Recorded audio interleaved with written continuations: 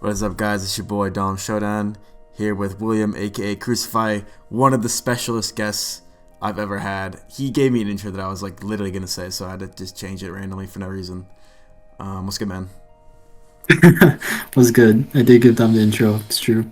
Yeah. I literally thought I did this video before, but I didn't. He interviewed me, which I think you should do again. By the way, I think we should just take turns interviewing each other as time passes in our lives.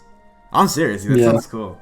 Anyways, I got a lot of questions. This is very spontaneous, very in the moment, because I don't want to record tomorrow or any other day because I have a bunch of fucking jobs that I do not want working down to fucking like squeeze shit in between. So let's get it. First question, and something I kind of know, kind of do not know. What do you like in real life? What's your real life like? What's your daily routine right now? What's going on in the William verse? How would you describe yourself, and what do you do on a day-to-day basis? Dude, that's like 20 questions in one. Alright, so okay, step one. Yeah. So what do you like in real life? I can just talk. What am I like in real life? I'm not too dissimilar from what I'm like on here, honestly. Anyway, I can just talk about myself in general, I guess. My name is William. It's a shocking piece of information. I'm from Minnesota, as many of you know. I'm currently 22 years old. I'm a fourth year university student. I don't really want to talk about what I'm studying and stuff. You do or don't want to?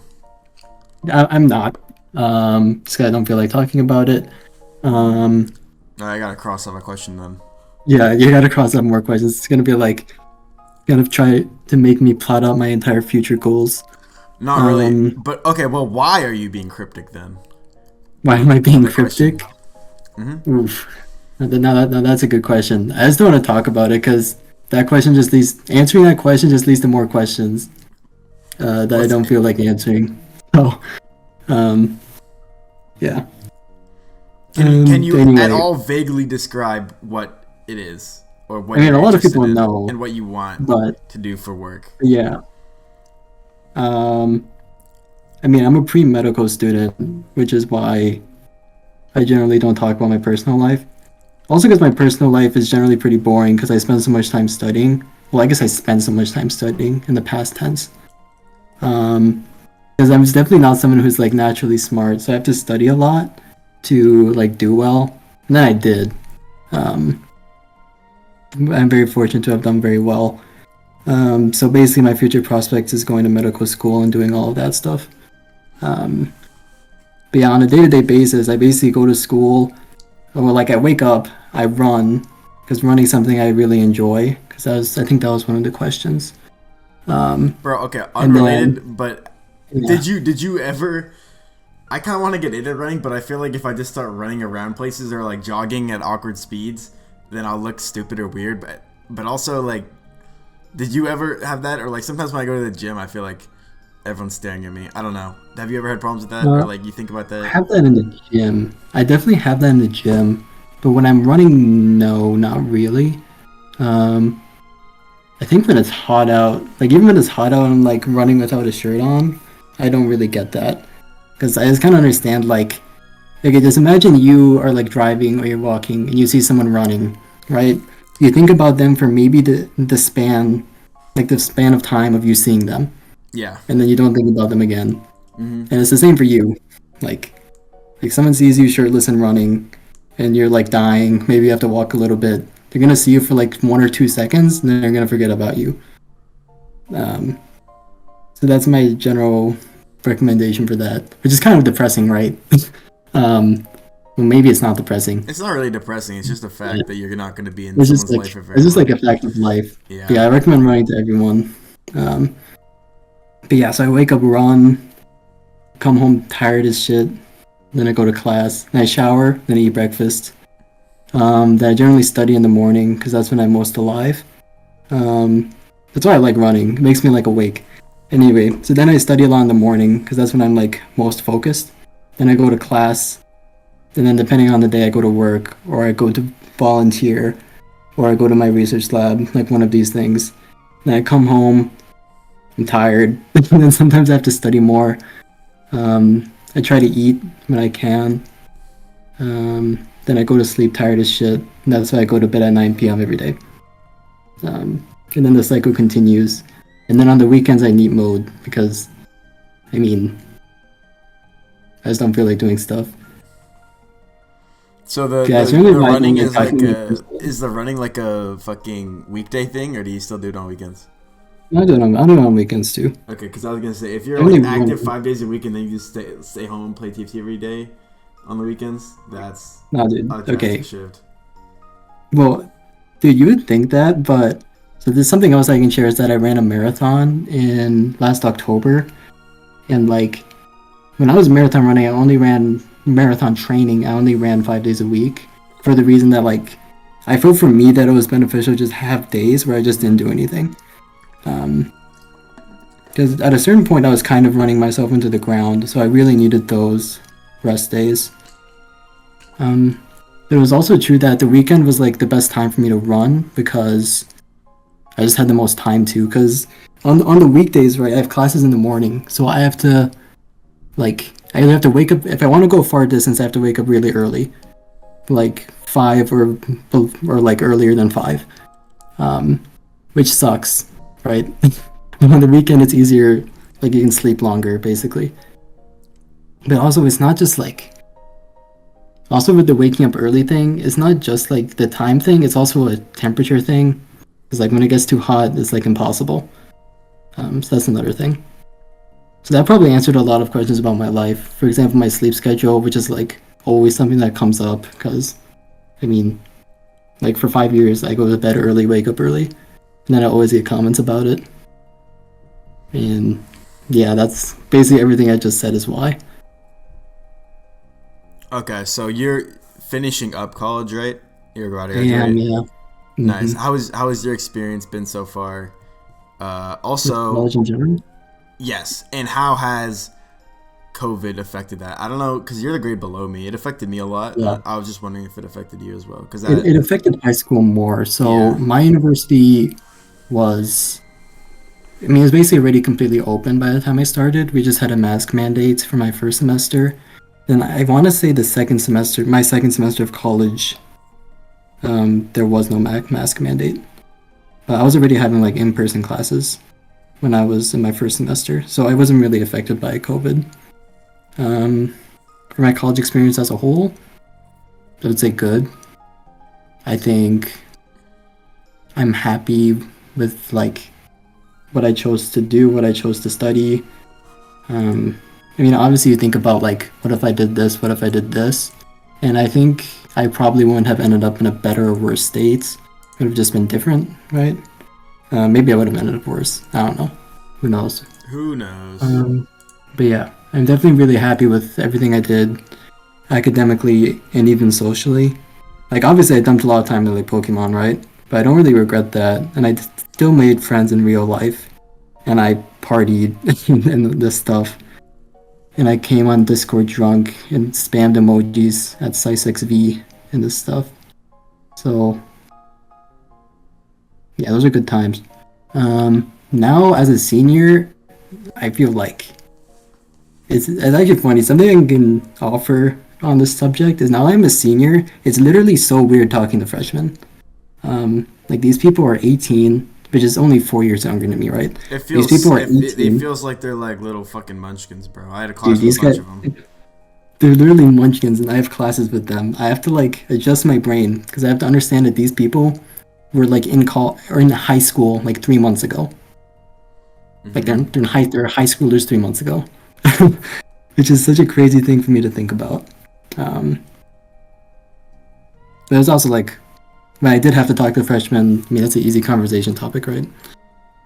I didn't make it a habit to like hang out with freshmen, but for my various jobs and volunteering, I talk to freshmen. So just random unplanned question. What's up? Do you have faith in the younger / next generation? Because I saw in everything. Because I saw a tweet today about how like kids these days are literally like TikTok, like actual TikTok brained, and like the education system is failing them because they like don't have an attention span to even fucking watch a movie. They have like addict behavior and get like very fucking emotional and shit about like anything that pisses them off, which is if there's a bunch of kids in a classroom, obviously gonna piss each other off. And even in my class I had last semester when I was getting my minor, fucking these kids didn't know how to drag and drop and save a PDF. Nice. So what are your thoughts on the next generation? Do you want a short answer or a long answer? Long answer. So I think some of the things that we generally think about the younger generation apply to all generations. Like, in all populations, there's going to be people who are just like bozos. No offense to the bozos, right? There's going to be people who like don't care about school. They're not going to study. They're going to, skip class and, drink beer in their backyard. I don't know. I'm saying random stuff. But I don't know. I think you get my point. And that's still true. That applies to our generation as well. But I think TikTok and technology as a whole adds a different layer to that. It's very hard for me to say what long-lasting effects it'll have. But I do think it's an issue that makes me generally have less faith. I think there's obviously still going to be very bright people, like bright young people who go on to do great things. But then connecting to the education system question, I do think our education system fails people. It fails everyone. I don't have a suggestion, and I can't even pinpoint why exactly our education systems fail. It's just on a vibes basis, I think our education system fails, but also I don't have another suggestion for what our education system can do to better prepare young people for the world, I guess. Because if you were to say that an education system fails, I would say it's because the education system does not properly prepare students for what comes next. Because I think that's the point of education, right?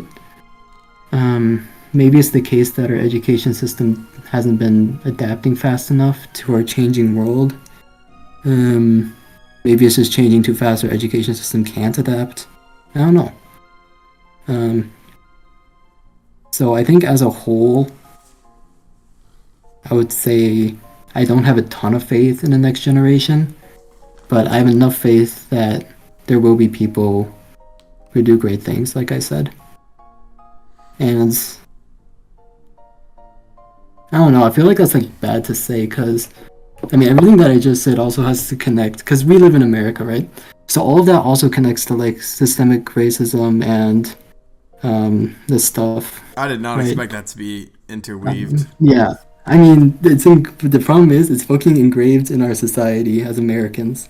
Yeah. So I have to say it. It can't not be mentioned when I say something like some people are going to still succeed. That's just the reality of the situation. And then there's everything with our government and stuff. But I don't want to talk about that. Yeah, no, I don't want to talk about shit. Very serious fucking topic. Yeah. 12 minutes in. Bro, you asked me a serious question and you asked for a long answer. Yeah. I gave it a long answer. I'm not a pussy. I'm not going to ask for a short answer if I want the long answer. Anyway, I don't claim to be an expert. And like I said, it's kind of just a vibes thing. But, yeah. Even what you said is more hopeful than most people. Really? Because for the stuff that I've seen teachers say gives me literally zero faith in the generations below us. The kids in my group project in the class with freshmen, I was like, hey, can you write this 3-sentence thing? Opens ChatGPT, doesn't know how to fucking save a PDF. Okay, yeah. ChatGPT is a big issue. Even in my college lectures, right? Oh my god, everyone has ChatGPT open at all times. And the library too. Everyone has ChatGPT open at all times. I noticed at the library every time. Even, dude, the library staff always has that shit open. But I will also say that, this applies to, life in general, but people like teachers, they're always going to remember the bad things more than the good things. The bad things are what stand out. The bad things are where you go on Reddit and post about, where you go on Twitter and post about. But I want to still believe that good things happen. That's a good attitude. Otherwise we're just like fucked, right? So I don't want to be fucked. I didn't mean it like that. You know what I meant. I didn't even. Okay. That was not even where my mind went. Yeah, I know. Okay. But there's somebody listening had to have thought that. So. Okay. Describe your trip to Japan and... Well, I don't know why I'm doing my reading voice. Describe your trip to Japan and other hobbies and passions and such. Okay, so my trip to Japan. So yeah, I was in Japan for a week for... I'm not going to dox myself, but it was for an exchange program of sorts. It was kind of a whirlwind where it was set up by the...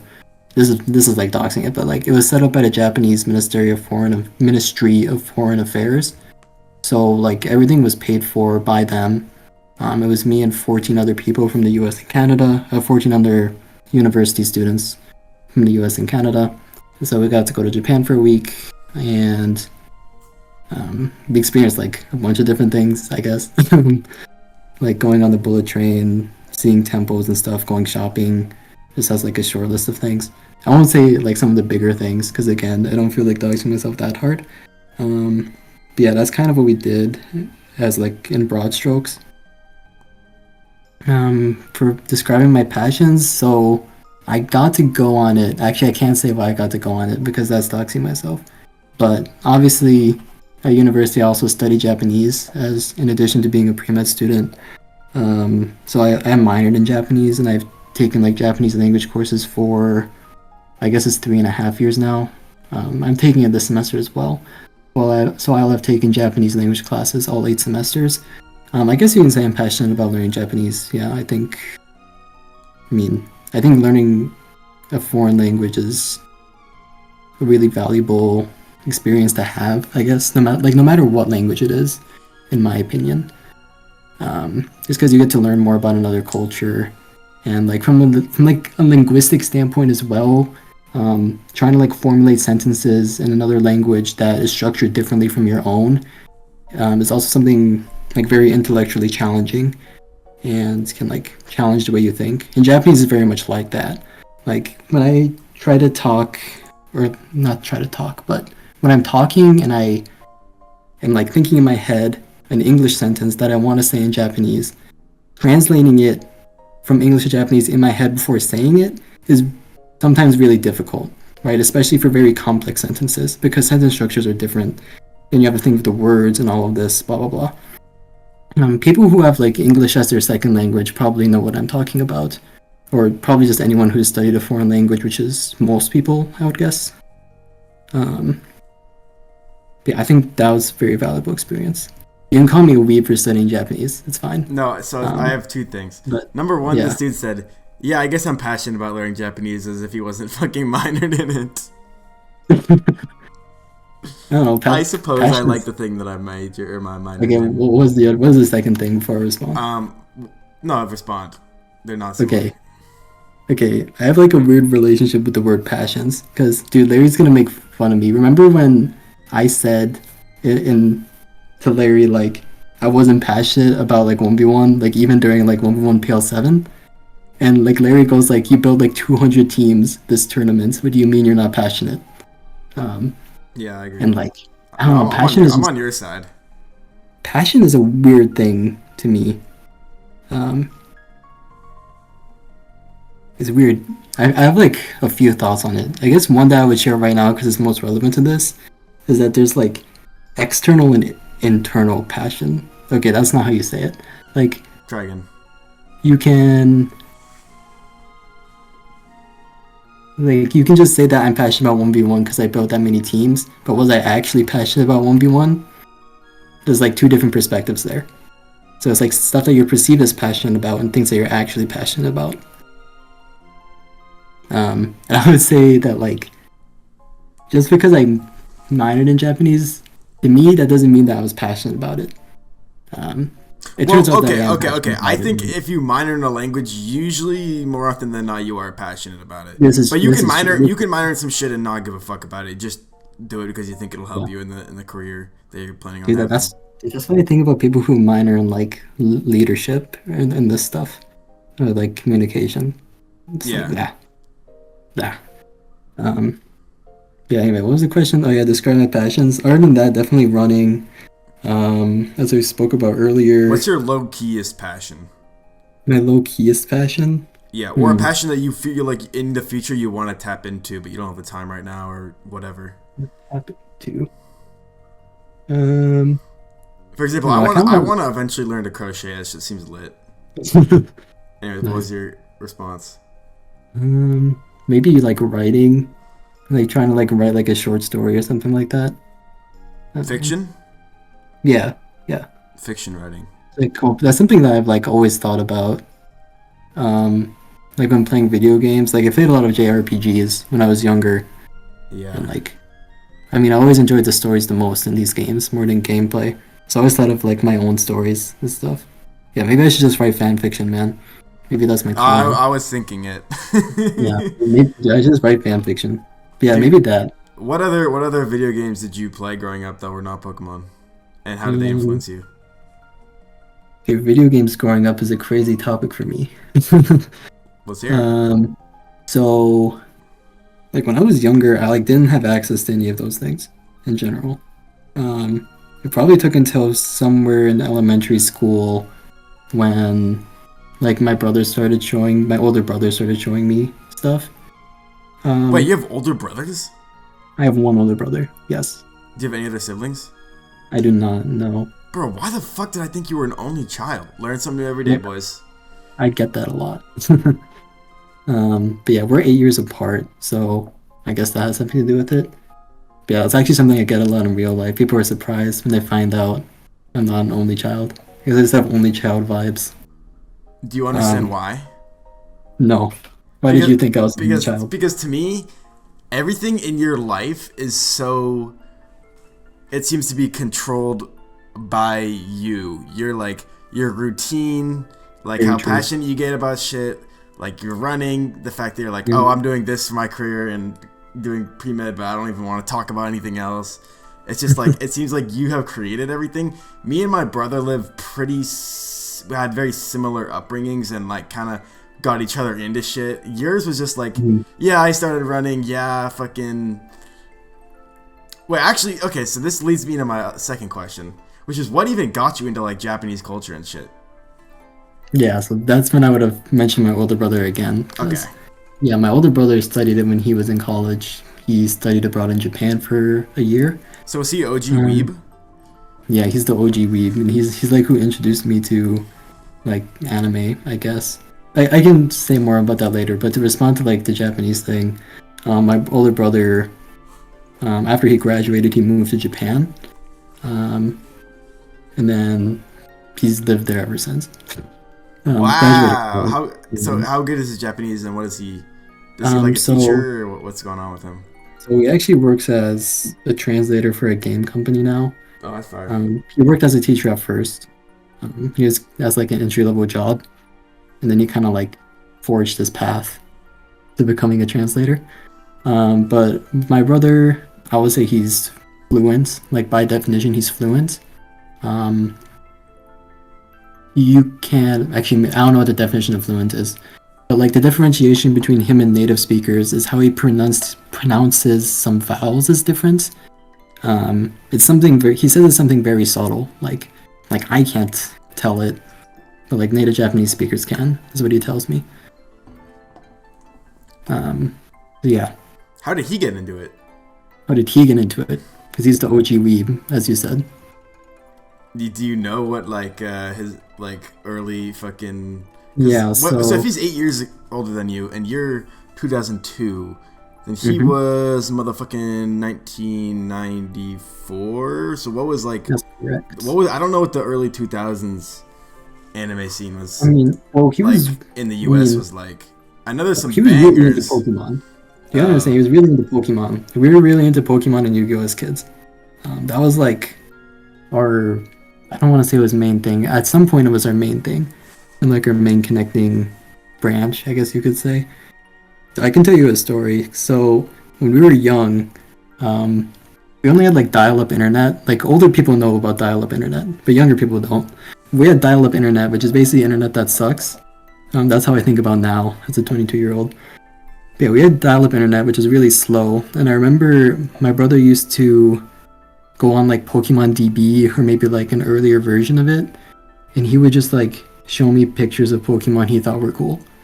And so I remember there was like one night, we waited like 10 minutes for a Pokemon to load, and he told me I like had to see it, right? And so the Pokemon that it was Moltres. Moltres Holy. Yeah, Moltres Holy. There's a connection to Moltres Holy from all the way back then.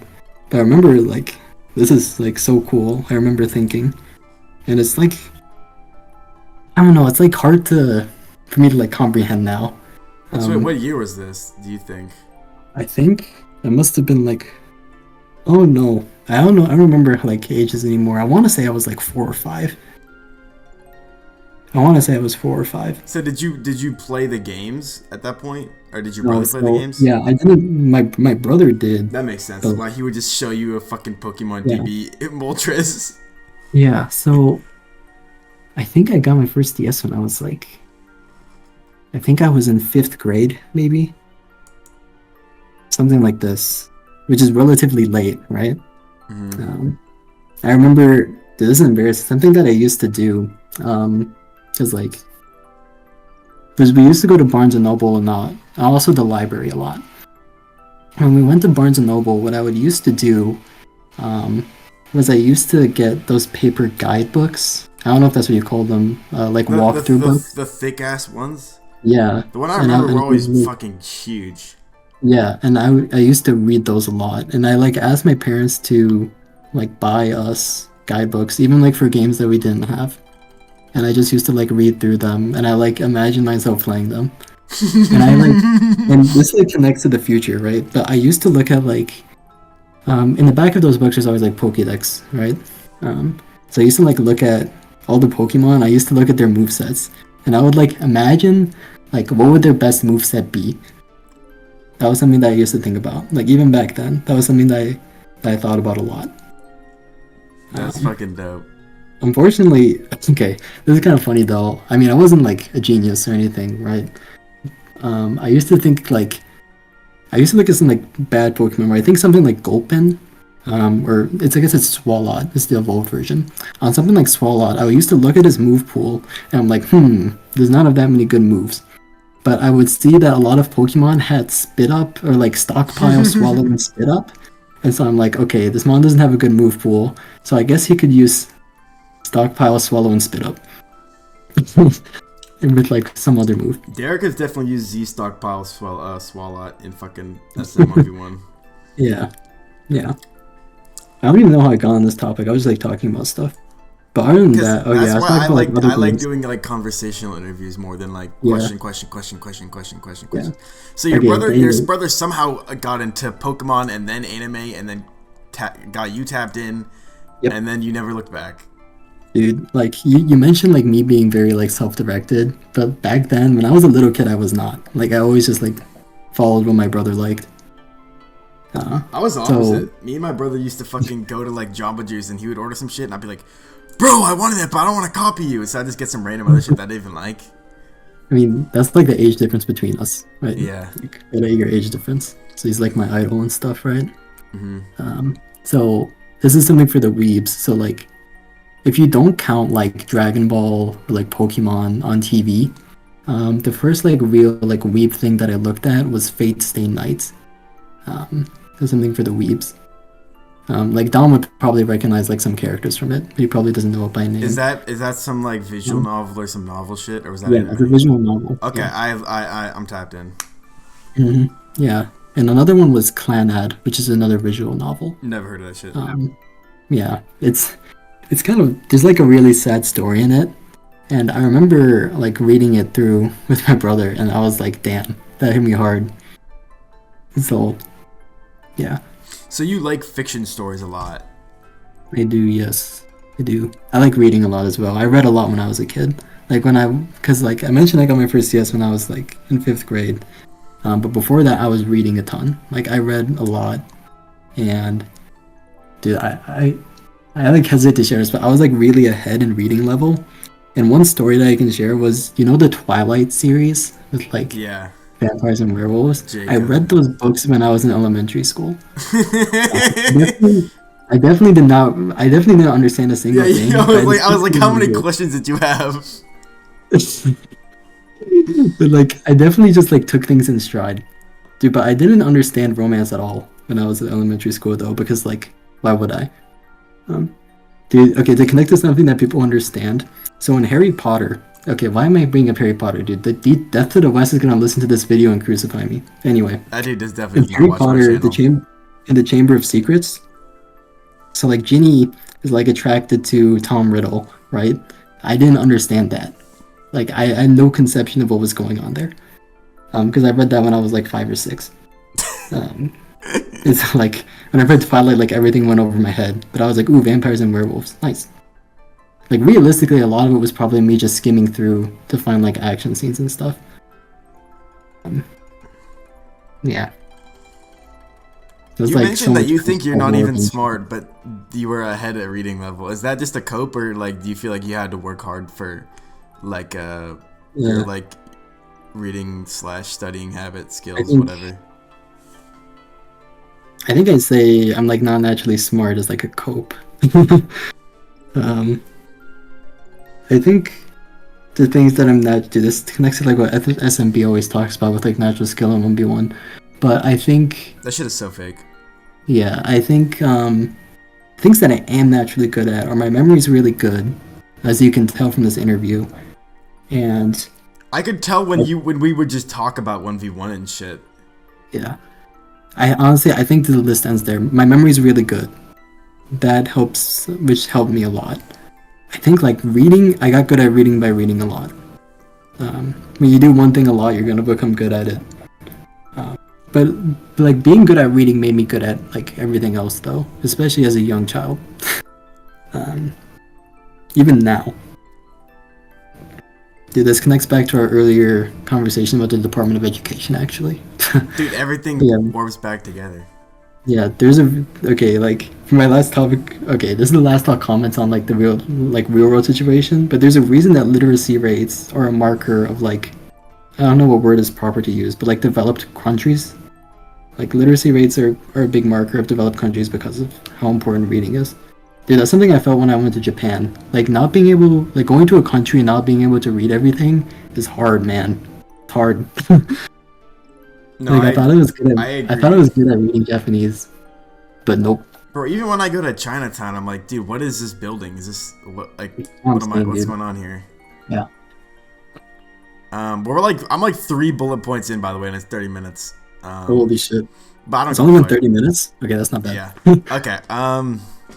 So you got into Pokemon through your younger brother. What was your first game? How old were you? And all that shit. Yeah, I think I got Black White when I was in 5th grade. My starter was Oshawott. Yeah, it was definitely Oshawott. Yeah. I unfortunately chose Snivy. My bad. All good. That guy's ass.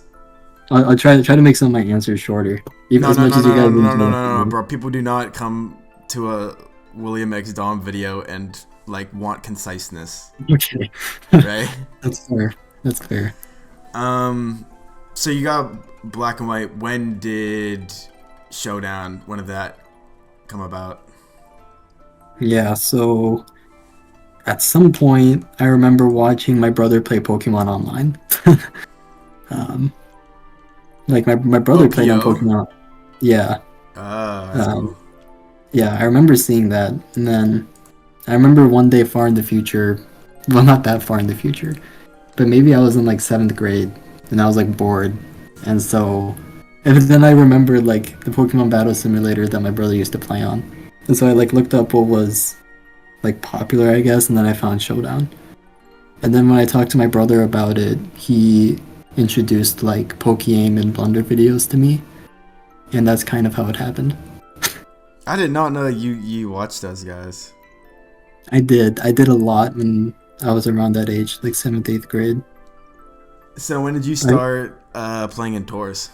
So, dude, this is a crazy story actually. So, how I got introduced to Smogon was there's a video with Blunder and CBB that was like SPL 9 power rankings, and I remember I like watched that video, and I didn't know a single name, but I just thought it was so entertaining that I was like, okay, I gotta tap into this tournament, and so yeah, that's when I signed up. This was in 2017 because that's when my Smogon joined. It was December 2017. When did you start laddering? And when did you what year did you first? You said 2014 for Yeah, Showdown? I was laddering.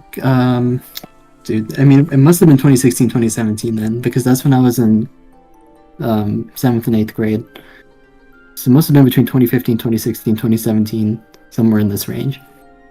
The dates elude me. I don't know what's going on with the dates. But it must be somewhere in that range.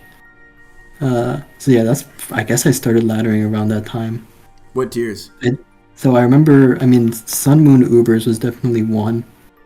Ultra Sun, Ultra Moon Ubers was also maybe. What did you ladder in oras? I don't think I laddered in oras, which is why I think the dates are wrong. Yeah, you said 2014. That was fucking XY damn near. Okay, I definitely did not say 2014. If it was 2014, if I said 2014, that was me watching my brother. Maybe I'm stupid. Yeah, it's fine. So you got into Showdown in SM.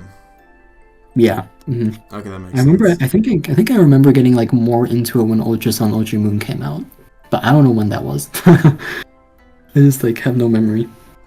So it was I can tell another. Yeah, I definitely was locked into Ubers though. I can tell you another fun story though. Let's hear it. So with the tours thing, so I joined Smogon in 2017. And okay, I guess there's two tour stories.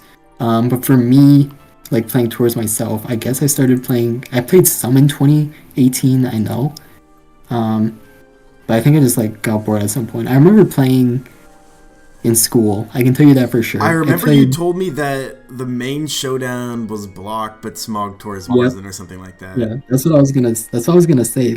Mind read. So at some point when I was either halfway through 7th grade or in 8th grade, Pokemon Showdown main server got blocked at my school, but Smog Tours was not blocked.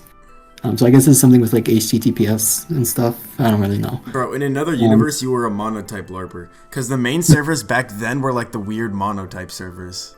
Crazy. That's how I got into 1v1 actually. There's a 1v1 room and I was beating everyone's ass in a room tour with Golem. So you instead of being a LARPer like that, you actually... What did you do on S tours? Did you just challenge random people or play random tours, or what were you doing on S tours? So on S tours, I definitely played people on occasion. So you can actually look at Lord Crucify replays, and you can find some if you scroll all the way down. If you're interested, you can go look. What tier? Because that'll make things easier, so I don't have to scroll all the way down. Okay, so I think maybe Gen 6 overused, maybe Gen 7 overused. But I distinctly remember the lower tiers though, because I remember playing Grand Slam, and I used to Okay, so what I did on Smog Tours was I primarily was building.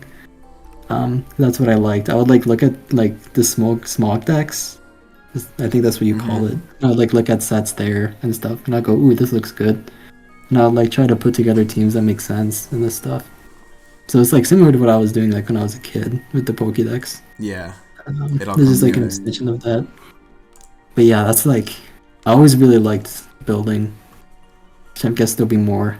Oh my god, that team looks fire! Oh my god. So I was looking at old replays, bro. You with the Giovanni avatar, it don't look right to me, bro. Get the shit out of my face.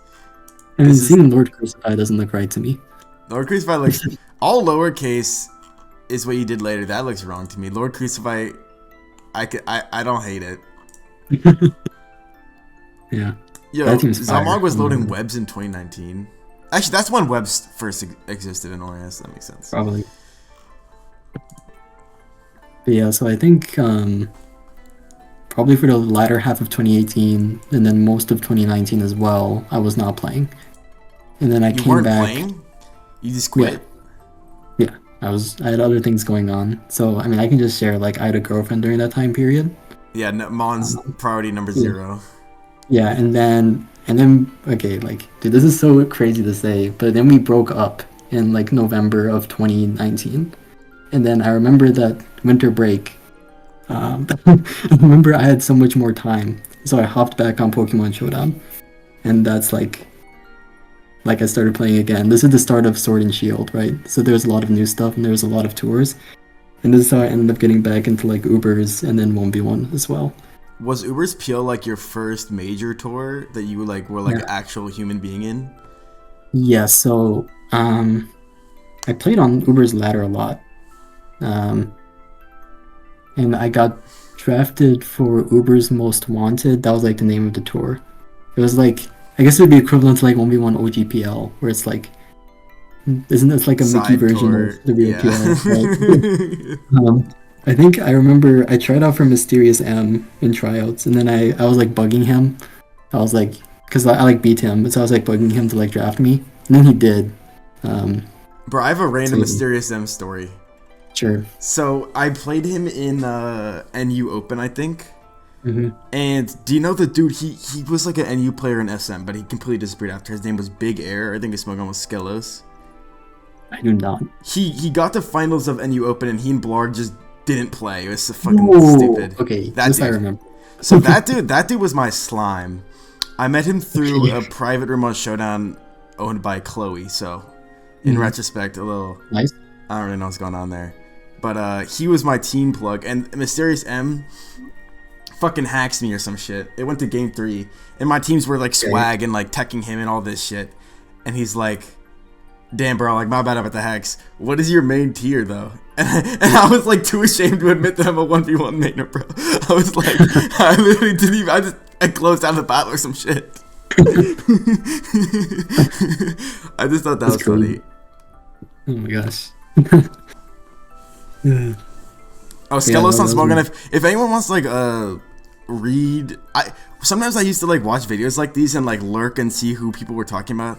Skelos on Smogon. The guy's a goat. I haven't seen him in a while. I think he unfriended me on Discord, or maybe he deleted his account. I have not seen him around in like 5 years. But anyways, so you get drafted to Uber's OGPL. What was public perception about? Did people know you as like a ladder kid, or like what was going on? Yeah, so back then, let me try to think of the timeline. I'm sorry to my viewers. There's a loud ass train. Sorry. Anyways, I remember like people not really knowing who I was, but they're just like, okay, this guy got drafted, so he must be good in some way, right? Except, okay, that's what you would say, but it's also with Ubers, and this was like before they were like back to like being a fully reputable tier. Oh, this so, was like some people said I post-stag. was an alt, right? Yeah. Yeah. Some people said I was an alt, but like I don't think that was really a thing because I was also like a real human. Like I tried to like talk in Uber's Cord and stuff. Dude, let me tell you a fun fact about Uber's Cord. So Uber's Cord back then, I like distinctly remember it only had like 4 channels. Like 3 or 4 channels only. Like there was like an announcements channel, there was like a general channel, and there was like a memes channel or something like that. But like, can you imagine that? It's like an official Tour server with like 3 channels. That's maybe so based. And it was based. Like everyone just like talked in the general channel, and it was pretty based. But yeah, I think some people know. Sorry to cut you off, but for those who don't know, Stag was like the who was in it? It was like Mazar, the Trap God. Was Themo in it? Magzi. It's basically the dude who like ruined Ubers for like 4 or 5 years. Yep. By cheating in every tour, and they had the Mazar bot and shit. Double kick Terrakion. Yeah, that's where the bot comes from. So they thought you were like some sussy baka alt, but like they were probably like nah, not really. I mean, they thought that about like every new player. Yeah. Like back then, like if you were new in Ubers, like there would be accusations. Yeah, I also tried to be like, I tried to just be like a real person basically. Like I basically just acted like I do now, honestly. Like I feel like I haven't really changed that much in how I act on Smogon. Obviously fucking I was just, wrong. Or maybe in like public chords. But, okay, that's true. But during COVID, but you were an entirely different man. Okay. In public, yes, in public. Yeah. Yeah, I guess that's true. I mean, I was obviously more reserved back then. But I shared a lot of the character traits that I still have now. Who were your OG slimes?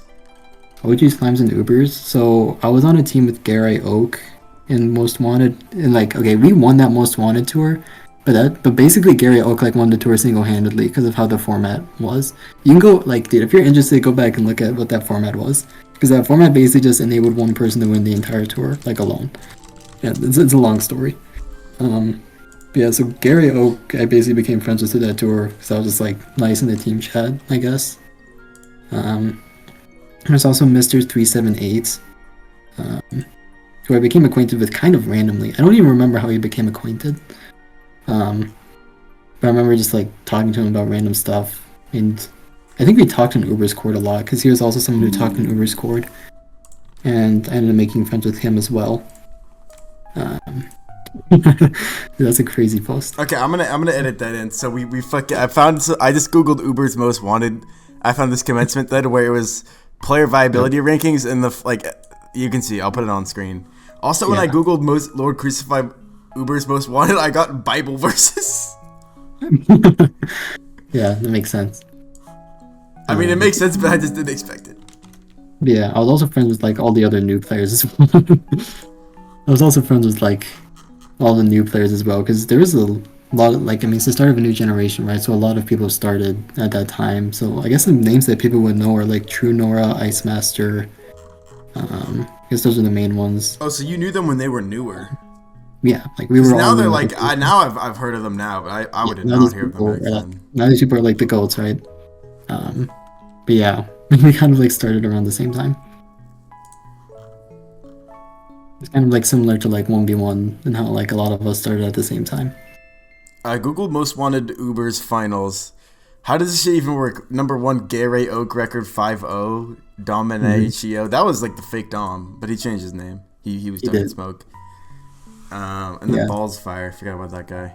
Yeah, Ballfire was another guy that started, yeah. I think FC started a little bit later. Like, he wasn't in Most Wanted, but then he played in UPL. So he also started around that time. I think there's other names. So you get carried. How good are you at this point when you were Most Wanted? You get carried by Gary Oak. Honestly, I thought I was pretty good. My losses, I lost to RNG in both of my losses.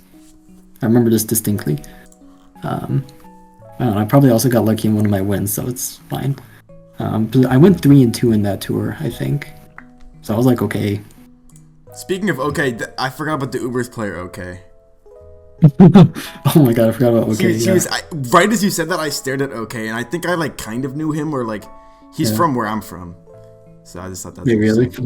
Yeah, Bay Area. He's from like Oakland or something. Nice. Yeah, I forgot about that guy. Oh my god, he was an ADV Uber's player. Also, I became friends with Sky Solo as well. Sky Solo was another close friend of mine back then. Who I guess people now know as the Strap. Yeah, they do. But the Strap wasn't new at that point. The Strap had been around like for at least a year or two. Yeah, I kind of like got in with the boomers because Mr. 378 is super boomer. Yeah. For example, I kind of got in with the Zoomers and the boomers somehow. You're kind of in the middle of them, so you're like able to fucking. Because I feel like boomers, when they talk to Zoomers, they're like, bro, you're stupid. But you're kind of in the middle, so it's like. Oh yeah, from like an age perspective, yeah. Like, I feel like if I joined the 1v1 room right now and tried to have a conversation, I don't think it would go very well. Probably not. For multiple reasons. But. Yeah. So what happened Mons-wise next? What happened Mons-wise next was getting into 1v1, I guess. Yes, so, okay, that leads me to a question I had. Yeah. Which was, okay, so you played, your Ubers got, like, good eventually, laddering, building. Mm-hmm. So I'm gonna write this, or I'm gonna say this how I wrote it because I think it's funny. Sure. Describe getting into 1v1 because to this day, I still don't even understand it. So, I mean, the story that I think I told in my shout-out post after we won PL was I was in queue for League. So I was, like, queuing ARAMs when I was bored on break. And I would like play in the tournaments room or load, like, Ubers or OU ladder games. But then I would lose because I would time out. Because I would, like, forget I'm in them. But with 1v1, I saw that there was, like, a 1v1 tour sign-ups open because I was just looking for what tours were open. And so I signed up for a 1v1 tour. And I tried out the ladder. And 1v1 ladder games take 5 seconds. Unless, well, like, I mean, it's hyperbole, right? But they're done with super fast. And so I was able to just spam games while I was in queue for League. That's like, and so I liked it. And so I like, that's crazy. tried. That's a crazy origin story. I'd never heard that before. Yeah. And like I enjoyed it. Just because I thought it was fun. I didn't think I was like ooga booga, right? I was just like, okay, this set seems good. I should use this. Oh, I just got owned by this set. I guess I should use it. And that's basically what I did on the ladder. And then I would just use my ladder teams in tour. So there was like a kickoff, and then there was a seasonal, I guess, before 1v1 PL4, which was the first one that I played in. This was in the year 2020. And now from here on out, I know all of the dates. But before then, I was a little hazy. I agree. But, same for me. Yeah. Yeah, that's kind of how I got into it. So you did seasonal and did decent, right? Yeah, so I remember I beat like, okay, well, there's a very direct connection that I get to, but I remember beating the Shadowclaw, PQS, right. And then I beat Waylaid. And like beating Waylaid was definitely a big part of me getting drafted for that first 1v1 PL. You have to also, people also have to understand, like, if you weren't around back then, seasonals were like a big deal. Well, there wasn't like a bunch of other especially if there's a new player going on a kill streak like that. Yeah, it would be noticed. So I'll tell like a little bit of a long story, because apparently long stories are good. Yep. So my series versus Waylaid, I should look at the replay so I'm not wrong, but I don't want to tell the story because I don't want to be wrong with what I say. I'll just open the thread. William versus Crucify. William versus Crucify. I'm so stupid. Waylaid versus Crucify. I don't know if those replays still exist, but I distinctly remember. No, they do. They do. Early SS does. I'm pretty sure. Okay. So Janet 1v1 versus. It looks like I played Stable Prince 569 as well. The Lord Crucify versus Waylaid. If you look at game 3, so I went to Rotom Wash. Can you link me everything? Yeah. So this is the first game in question, and then this is the second game in question. Okay. Let me actually on my OBS add a fucking window capture. Okay. This would be a psychology lesson for people who still play 1v1. Or if it's not a lesson, just something that you'll like and find interesting. Are you ready? What we got here? So the first game I go, don't analyze the preview, just see what happened. So I went Rotom Wash into Excadrill. My Rotom Wash is Scarf, so I win. Cool. And then I probably 3-0'd that team, right? Yeah. So the next game, I bring Rotom Wash again, but this time I also have a Dracovish. I see that he brings the same team again, even though my Rotom Wash basically won. So I figure that he changed his Excadrill to Scarf. And so I went Dracovish, and then I won. He said, God. How long was the time in between those games? I don't think there was a time between those games. Oh, maybe there was like you just insta changed. Okay. I remember. I think it just insta changed. But then I remember I immediately realized like, oh, he probably just changed it to Scarf, and so I just go. Was that like a novel thing to you, or were you just willing to make conclusions like that? It seemed very logical to me. Because I mean, psychologically it makes no sense for someone to bring a team that just loses to a mon that I just brought. Like you'd be surprised, CBH, but yeah. I mean, I would be surprised, right? But I probably didn't think that deep into it. But like, yeah, I just didn't think I basically said everything about it already. But yeah, I think that game really impressed him. And then I also reached out to him on Discord saying like, hey, draft me, this stuff. I also beat him in chess. Yeah, no. He told me about that when he was first. Because that was his first team tour managing, and he knew I managed a lot, and we were friends back. Actually, I don't even know. We probably were friends back then, but we hated each other at one point. But anyways, he was like, "Yeah, dude, I think I'm a genius for trying him out in chess." And I'm like, "Yeah, maybe that'll work." And then I saw you go like 0-2 or something in PL. I'm like, "Dude, this guy's ass." I didn't even watch your games. Okay, dude, my first loss. Okay, look, I lost to Dennis the Menace in my first 1v1 team tour game. So there's that. It was a close series too. I lost in 5. Got a couple 50-50s wrong. Wait, actually, dude, I'm gonna use that one thread and just like watch your games while you speak. That seems like a good thing to do. Yeah, I lost to them as my first Team Tour game. Then I played VG Jungle, also known as Le Creme Brule. Also known as Morgan, I guess now. I'm not exactly sure what their smogon name is. I'm pretty sure it's Morgan now. Pretty sure it's Morgan too. But yeah, then I lost to her. I got smoked. I think I lost to Drapion. Yeah, and then I was 0-2, and then, I mean, people know what happened next, but if you don't, like, then I won 8 series in a row, and then I won 8-2 and won the tour. Which we can talk more about, but yeah, if you ever start 0-2, just think about what would Crucify do, and Crucify would win the rest of his games. You got packed by Mandiba's game 1. That sounds right. Okay, then there's Throw Roselli Incineroar, which you also lost to, I'm guessing. Yep, that's right. That's crazy. Yep. And then Crawdont, unfortunately, does not win the chip. And then this is bad interviewing, but yeah, there was okay. To be fair, she did not click Drapion, so you're chilling. You're being chilling. Oh, she didn't. Okay, I think I thought she would go Drapion, and then I lost. Yeah, you clicked Prim, which I guess is a Drapion counter. Yeah, but yeah, no. I mean, I can just like expose Waylade. Waylade was definitely gonna bench me. Is what Cash told me after the tour.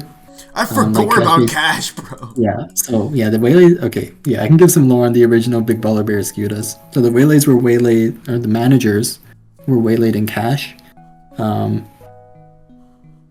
We were like on paper the best team in the tour because we had Ecstatic Cold, Synonymous, and then we had Lancer France, LBDC. If people have heard of those people, that makes me sad that you had to say that. Yeah. And we had me, who was like promising rookie, I guess. And then we had Winoni. Winoni had like, I think he won Black White Cup maybe. Yeah, he had good Black White results up until that point for the viewers, and then he had an Aster class at the tour. No, yeah. So, oh my god, yeah. So yeah, our Black White that tour. This is a real statistic. Our Black White went 2-9. 2-9. Yeah, because y'all kept getting picked on in TB. Because yeah, we went to playoffs and like both semis and finals, we went to tie break and we got Black White picked into us, and we lost it both times. But yeah, dude, like we had a 2-9 Black White slot and we won the tour. Yeah. Do you have any questions about that tour? Because I do have a few things that I would say. Did you ladder a lot, or how did you mentally prep for the meta? At the start, I laddered a lot, and then I think the first week that I played the Dragapults. Okay, so this is some other lore. So the Dragapults had Raijai Y and ggopw. Two idiots. If people have heard those names, 2 idiots, right? Milana Derek, two actual scrubs. Yeah. But the thing that worried me was the program. I don't know how many people know about the program, but I've heard people talking about it, but I wasn't tapped into the 1v1 scene or the 1v1 community at all at that point, right? So I was like scared of like what this thing was. And then I like asked Waylade, and he said that it's something that like can see your teams and then make teams from them. And I'm like, oh shit. And then I stopped laddering at that point. I don't know if that was like week 5 maybe, somewhere around there. Then the rest of the tour was when I started looking at replays a lot. And so really I have the program to thank for like basically who I became as a 1v1 player, because that's when I started looking at replays and started just like thinking about what I should use. For those that want to get better 1v1, I think watching is probably number 2 most important thing. Yep, I would agree with that. Playing's number 1. Yeah, obviously. Yeah. But yeah, I can speak a bit more about prep because there's something else that I wanted to say. So like, we faced the Dragapults in semifinals, and then so ggopw, I didn't know who ggopw was, right? He won seasonal like a week before I played him, or something. So I knew who he was from that perspective. But I remember looking at his replays from like week 7, week 6, and he was just using like Jirachi, Mimikyu, Togekiss, Dragon types. And I was like, holy shit, what am I gonna do? Because I don't know how to beat this Pokemon. And so the conclusion that I came to was, if I can't beat these Pokemon, then I should use those Pokemon. And so that's like where I got using Jirachi and Mimikyu a lot. I looked at my opponent's replays and I'm like, I can't beat this. And so I know like Milan and Derek like to say like, dude, Crucify didn't use any of the mods they used in previous weeks. And that was why. That was why. I thought that everything that I used would lose to those. So I changed what I was using completely. So that's just like one thing in prep. Another thing in prep that I can speak to was I obviously played 0 Chip 3 times that tournament. Infamously. If people don't know. Yeah, infamously. Some would say I should not have played him the third time. Yeah, so I played him in the regular season, and then we played in finals, and then we played in the finals tiebreak. So yeah, prepping for the same person 3 times was really hard. I agree. Like that was probably like maybe one of the hardest prep weeks was the finals and finals tiebreak. Like that I've had in 1v1. Those are tough. It ended up working out in my favor, right? But did you bench week 7? Yeah, so yeah, I sat out week 7 because I was like, yeah, I could use a break and then let our subs play. And then we had like a troll lineup week 7. Like we had like Winoni and SS or something. Like one of Winoni's wins was in SS. He went like 2 in Infinity that tour, and one of his wins was in SS. So what was your overall like thought on this? What was your handle on this meta up until like, wait, I can just spam Rachi, Mimikyu, lol? You're just like, I'm gonna just use fun mons? Because when I'm looking at your games, you had like some team that was like Wheezing, G, Rotom Cut, Snorlax or some shit like that. Oh, that sounds so fucking good. Oh my god. I might be a genius. So what was your just thought process in general? Okay, so I think this is something that I said throughout my career was I just found a set that I liked. Whether it's like Ecstatic posts a set, Lancer France posts a set, Waylay posts a set, someone posts a set on forums. I just like found a set that I like because this is something that like I'll be very open about was I'm not that creative actually. Like I'm not like a set building genius. That was never who I was. I don't think there was like ever a point that I was just like I was never like Nalei, for example, never like Dom, like Bofer. That was just not who I was as a 1v1 player. But what I was really good at was putting together 3 mons. What I always used to do is I would take a set that I liked, and then I would do slash weakness. And then, so for Snorlax it's fighting, right? So fighting types lose to Weezing Galar. That's probably what I thought. And then with the last mon, I would just try to cover the rest. And that was literally my entire that was how I prepped. That was even how I prepped like in playoffs too. Because if you do like slash weakness for, well, I guess you can't do slash weakness for 2 Pokemon. But if you look at like what Mimikyu and Jirachi lost it was a Celebi, not a Rotom, by the way. Oh my god, Celebi's even better. Yeah, oh I my agree. Gosh. I don't know why I hallucinated Rotom Mo. Dude, then there's 2. It's because Zach brought Rotom Mo versus you and fucking lost to Weezing. Because you ran back Weezing. Yeah. Incredible. Yeah, I mean, like if you look at what Jirachi and Mimikyu lose to, for example, they lost like fire types, Stallmons. And so I brought like anti-Stallmons basically. Like that's where SD Haxorus came from. For those who remember back then, like SD Haxorus was ended up being a big mon in the playoffs for us. And that was because I looked at what beats fire types and what beats Stallmons, and Haxorus does that. So, yeah, that was like completely how I built. Yeah, just to comment on that, I would like we would like play at Oras friendlies and shit, and I'd bring some shit versus you, and then like a few weeks later, you would like build a team with like my idea, but you'd make it more of a dickhead archetype. Like I remember it was like, what was it? It was Zard Medi Zone. That team fucking pissed me off, bro. Oh my god, that's one of the best Oras teams ever, honestly. Like before like Mew and shit started getting spammed, that team was unbeatable. That team always pissed me off. I'd always just click Zardu and lose. But it felt like that was like my only option in those matchups. No, that's also another thing. Like, that's the difference between me and you as team builders. You would always do like, I feel like you a lot of the time would have like 2 Heat Mons and then 1 Broken Mon. And then I took your Heat Mon and I put it with 2 other Broken Mons. And I revolutionized the tier. 1v1 was never the same. And I started doing that. Did you agree with that? Yeah. It'd be like step 1 me, step 2 you, step 3 everyone starts using it, or something like that. No, like, yeah. I definitely changed 1v1 for better or worse. I'd have to agree. At least like Jirachi and Mimikyu got banned because of what I did that tour. So something good came of it. And we won the trophy, so yeah.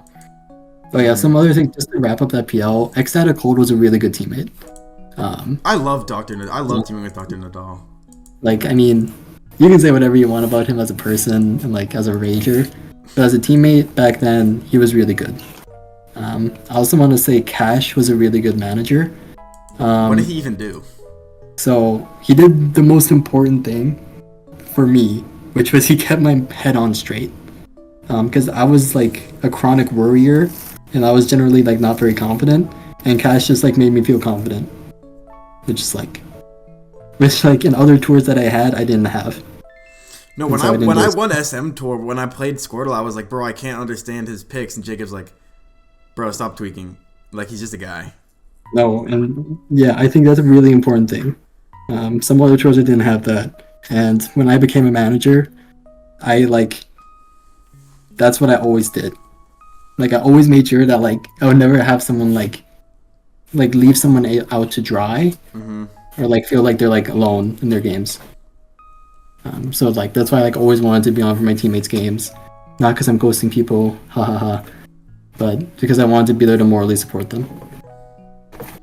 Or if they just have a thought that isn't correct or logical.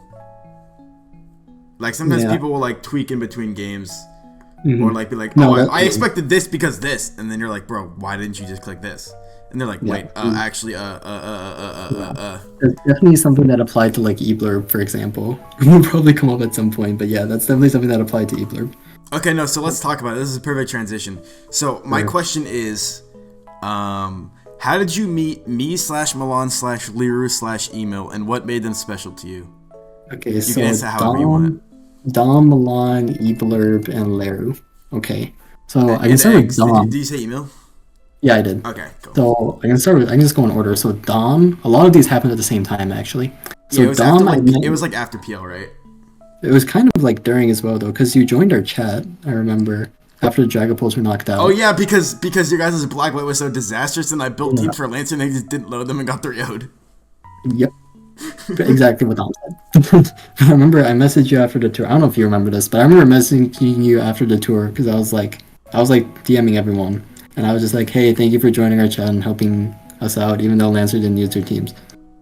That was when I met you. I think I met everyone else. Okay, this is where the Switch Zoomers think tank comes up. So first I was invited to Zoomers, which was a old 1v1 jerk. But then after that, how do I even like approach this topic? So like the stuff with Robin and Rosa happened, for those who remember. Basically it happened, this is the like deletion of private rooms. That was like a big controversial moment that happened in 2020. And I remember, I don't know if it was directly connected to that or loosely connected to that, but Rosa also got demoted from 1v1 room. No, those were separate. Yeah, those might have been separate, but basically it was just Robin kind of low-key power tripping and tweaking out. But yeah, I don't know, but I think it was because of the Rosa thing that a server called Neo 1v1 was created, and this was also during the pandemic. Yeah, Goat server. This is like April 2020. So this is like right when the pandemic hits. Everyone's like freaking the fuck out. They have a bunch of time. For some perspective, okay. So like, you know when just something in general happens, or it's like something controversial happens. Well, this is to the viewers, where like something so dumb is said by someone that people who are on completely opposite spectrums have to agree and have to unite and do some shit. Yep. That's what the 1v1 was like. People were like, because back then 1v1 room actually meant something, and it was just kind of a community thing. Yeah. Whereas like, bro, Rose has literally kind of worked her way up and been in power. I didn't even like her, but I at this point was like, Rose worked her way up and was in power, and then just got randomly demoted by Robin for like no reason. I think one of the reasons they said it was she helped the Ursa PL draft. Yeah. Yep. That's what I remember as well. Yeah, that's in that server where I met all of the Ursaring spammers. Just to lump them together, like ggopw, Dom, Rai, Solar, etc. That's where I met like everyone basically. Where I met like Cave. I think I met Cave and Zoomers actually. Cave was also in Zoomers. Yeah, Zoomers was like basically I feel like everyone who was in OG Zoomers like just became good. It was like you, Zach, Smelly Socks, Eggs. Yeah, Jim Potato's Socks, a big one. Jacob. Yeah, no, that was when players actually like really improved all the time. That shit's crazy to think about now. Mm-hmm. But yeah, that server obviously became more than just like a spot to talk about 1v1.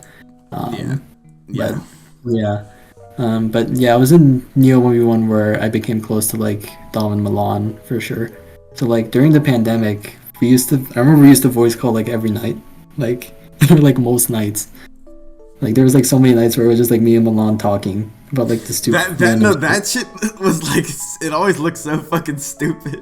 It would be like you and Milan, like I would go to sleep, you guys were in call, wake up, still in call. Yeah. Or like a separate call into the same exact, like that shit was so crazy. Yeah, like, okay, this is something funny. Like when I think I kind of surprised Milan when we first met, because I wasn't like an asshole about beating him.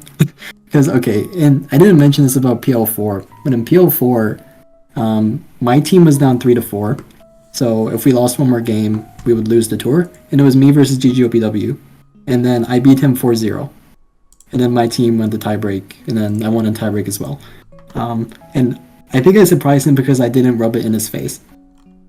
Like I think he was legitimately like surprised by that, because I just like wasn't a dickhead, and so we like became friends. We talked about our series, and then he like talked to me about like SM1v1 because that was like the thing that he always liked. So we basically became friends because of that. And then like Dom said, we basically just talked every day. And then somewhere along the line, I was invited to Ursaring Spammers, and then got closer because of that. For Emil, okay, there's obviously like Eastern Europe. I don't remember the timeline anymore, actually. I don't know if World Cup or Classic came first. I can talk about both. Classic was in like the fall. Yeah, so obviously like I joined Eastern Europe because Milan was the captain of that team. That's where I met eblurb and leru. Why didn't you want to play for Central? I forget what your reason was. Dude, should I answer this truthfully? Yes. I guess I should. So, dude, this is so schizo to talk about now. Oh my god. Yeah, whatever. I already said enough embarrassing shit. So, I remember I didn't want to like. I joined the Central Discord one day, and I saw they were like all in BC like playing some game, right? And so from my perspective, I'm like, damn, these guys already have like a whole team like set up and all of this. Because again, I'm not like tapped into the community. I didn't really know how much people cared about like setting up World Cup stuff in advance. And so I'm like, oh my god, they already have so much like set up for their team. And I basically just didn't want to like disrupt that. Because I felt, because I went A2 in PL and I beat Zao 3 times. So I didn't want that to be like a bad team environment. I didn't want us to have a bad team environment because of that. And so I didn't sign up. Because I didn't think that's one of the dumbest fucking things I've ever heard, actually.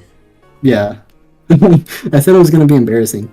But yeah, I mean, I thought I would basically just like be a diva. It's kind of like dumb to think that. But that's what I thought. Missed out on a free chip. No, I mean, if you play that, like if I played my life back 10 times, probably like half of them I wouldn't have played Pokemon, right? But the other half that I played 1v1, I would always have joined Eastern Europe. Because Eastern Europe, like to this day, is like, it might just be the funnest team chat I've ever been in. Like that team chat was... Did you expect that? Incredible. Yes and no. Mainly no, honestly. I really didn't... Like, I remember the first day I joined that server, and like CBB and ggopw were talking, like... So CBB isn't like Crashing Boom Bang, like the SPL player. Because he used to play 1v1. I remember they talked for like a few hours, and I was like so entertained by their conversation. But yeah. I mean, CDB wasn't that active overall, but I remember on the first day, like when you first join a server, you talk a lot, and it was like that conversation was really enjoyable to read. I remember how the team continued. Like, it basically became people don't know this. You had almost 7,000 lines, by the way. Okay, people do not know like the story how I basically became the second manager of Eastern Europe, because so ggopw was the main manager, but Neomon was like the assistant manager. But Neomon like died that tour. I don't know what happened. But Neomon basically was just like not active at all, and he was in SSB07, and it was coming up to like the last weekend, like the very last weekend. He didn't have any games scheduled. And so I remember asking Milan, like, dude, what are you gonna do about Neomon? He like hasn't scheduled any of his games and he hasn't like set a line. And he was just like, I guess I'll sub in Leru or something to that effect. And so I was like, okay, sub in Leru, and then I'll build all of his teams. And so that's basically what happened. Something Stable Prince says a lot is that I think this is why Ryder thinks I'm the GOAT, is because in those 3 SSB07s that Leru played, domination. He played them all, like, he clicked 3 O's. So let's say, okay, so there's 4 games in the best of 7 series. Wait, actually, okay, I can pull those up. This Megatide is actually not bad for like skits shit like this. Honestly, like, that might have been one of the peaks of building, because between PL and World Cup, I didn't do anything with 1v1. Or I did like very few things with 1v1 in terms of like actually building and playing. So my brain was like completely fresh. And I'd also, since like Leru played on the last weekend, I had seen the rest of the tour already. So I had. No, that's why World Cup is a terrible tour, bro. Because Johnny gets rewarded. Yep, Johnny was rewarded. Like Johnny was rewarded. I had the entire tour like locked into my brain, and I mentioned earlier how good my memory was. So I knew everything that everyone used, and so I can and like I'm not an idiot, right? So I can see what beats that, and that's basically what I did. I basically just see, and like this includes his opponents. Like his opponents had played all of their games already. I saw all of their games. Dude, nowadays in World Cup, like the standings like 2 days before the weekend, the last weekend, and the standings at the end of the weekend will look literally nothing alike. Yeah. Mm-hmm. But yeah, so basically I CT'd everybody. Like Dognies played for Oceania. I'm watching those games right now. And these people were like geniuses, right? They came up with so many new techs, and I CT'd them anyway. Like we brought Endurse Lag. Yep, I had that game open right now. We brought Endurse Lag Zero Aura into Roselia Hydreigon, which is a never before seen matchup. It was never seen and has never been seen since. But because I thought that Zero Aura set was good, like that was just like a set that I picked out that I did slash weakness 2 and blah blah blah. And I ended up getting the matchup. So a lot of it was luck, obviously. And Leru obviously played well. But yeah. That's where I met Leru. And then me and Leru obviously talked a lot that tour. And I guess we became friends at that point. I don't really remember how I got close to Leru besides that. Maybe it took a lot longer. Like maybe it took until my classic one. Yeah, I think later is when you guys became like homies in my eyes. Yeah, that was probably true. Like when he was helping me during my classic run, because like who the fuck else is gonna help me? And then when I had him in Barraskewdas in 2022, which is far in the future, right? But yeah, so I obviously became very close to Milan during that tour, and then Milan got perma'd like 2 months later. GG. All good. GG. But in that span of 2 months, I ended up becoming really close to eblurb. So eblurb in Eastern Europe, bro. Oh my god. eblurb in Eastern Europe was probably one of the worst teammates I've ever had. Which I've talked about before, and I've like said to his face. So it like is what it is. Like eblurb was actually just, ugh, god. I'm gonna pull up a screenshot. I don't know if I can find the AV Prim into Inteleon, Sylveon, Halucha. Good stuff. I'm gonna see if I can find a log from Eastern Europe. I don't think. Okay, I found it. Okay, so the deleted user in the screenshot is ggopw. But this is basically like what sums up what eblurb was like that tour. I'll open this. Let's see if OBS gets this. Yep. Yeah, there's like no I'm useless. But yeah, but like eblurb, he's kind of like he's like an endearing little brother to me, and so I obviously like helped him out. And so in classic, with like the whole eblurb classic thing, I remember him DMing me just like, I play somebody, I don't remember who, but he basically just said like help, and I'm like, bro, I don't play this fucking gen, and he's like, but then I like helped him anyway. And then obviously the rest is history because eblurb won that classic. No comment. No further comments on that. None. But yeah, eblurb was like a big presence in Zoomers, and as was I. So we kind of became friends and close through that. And there was like other servers became friends. And yeah.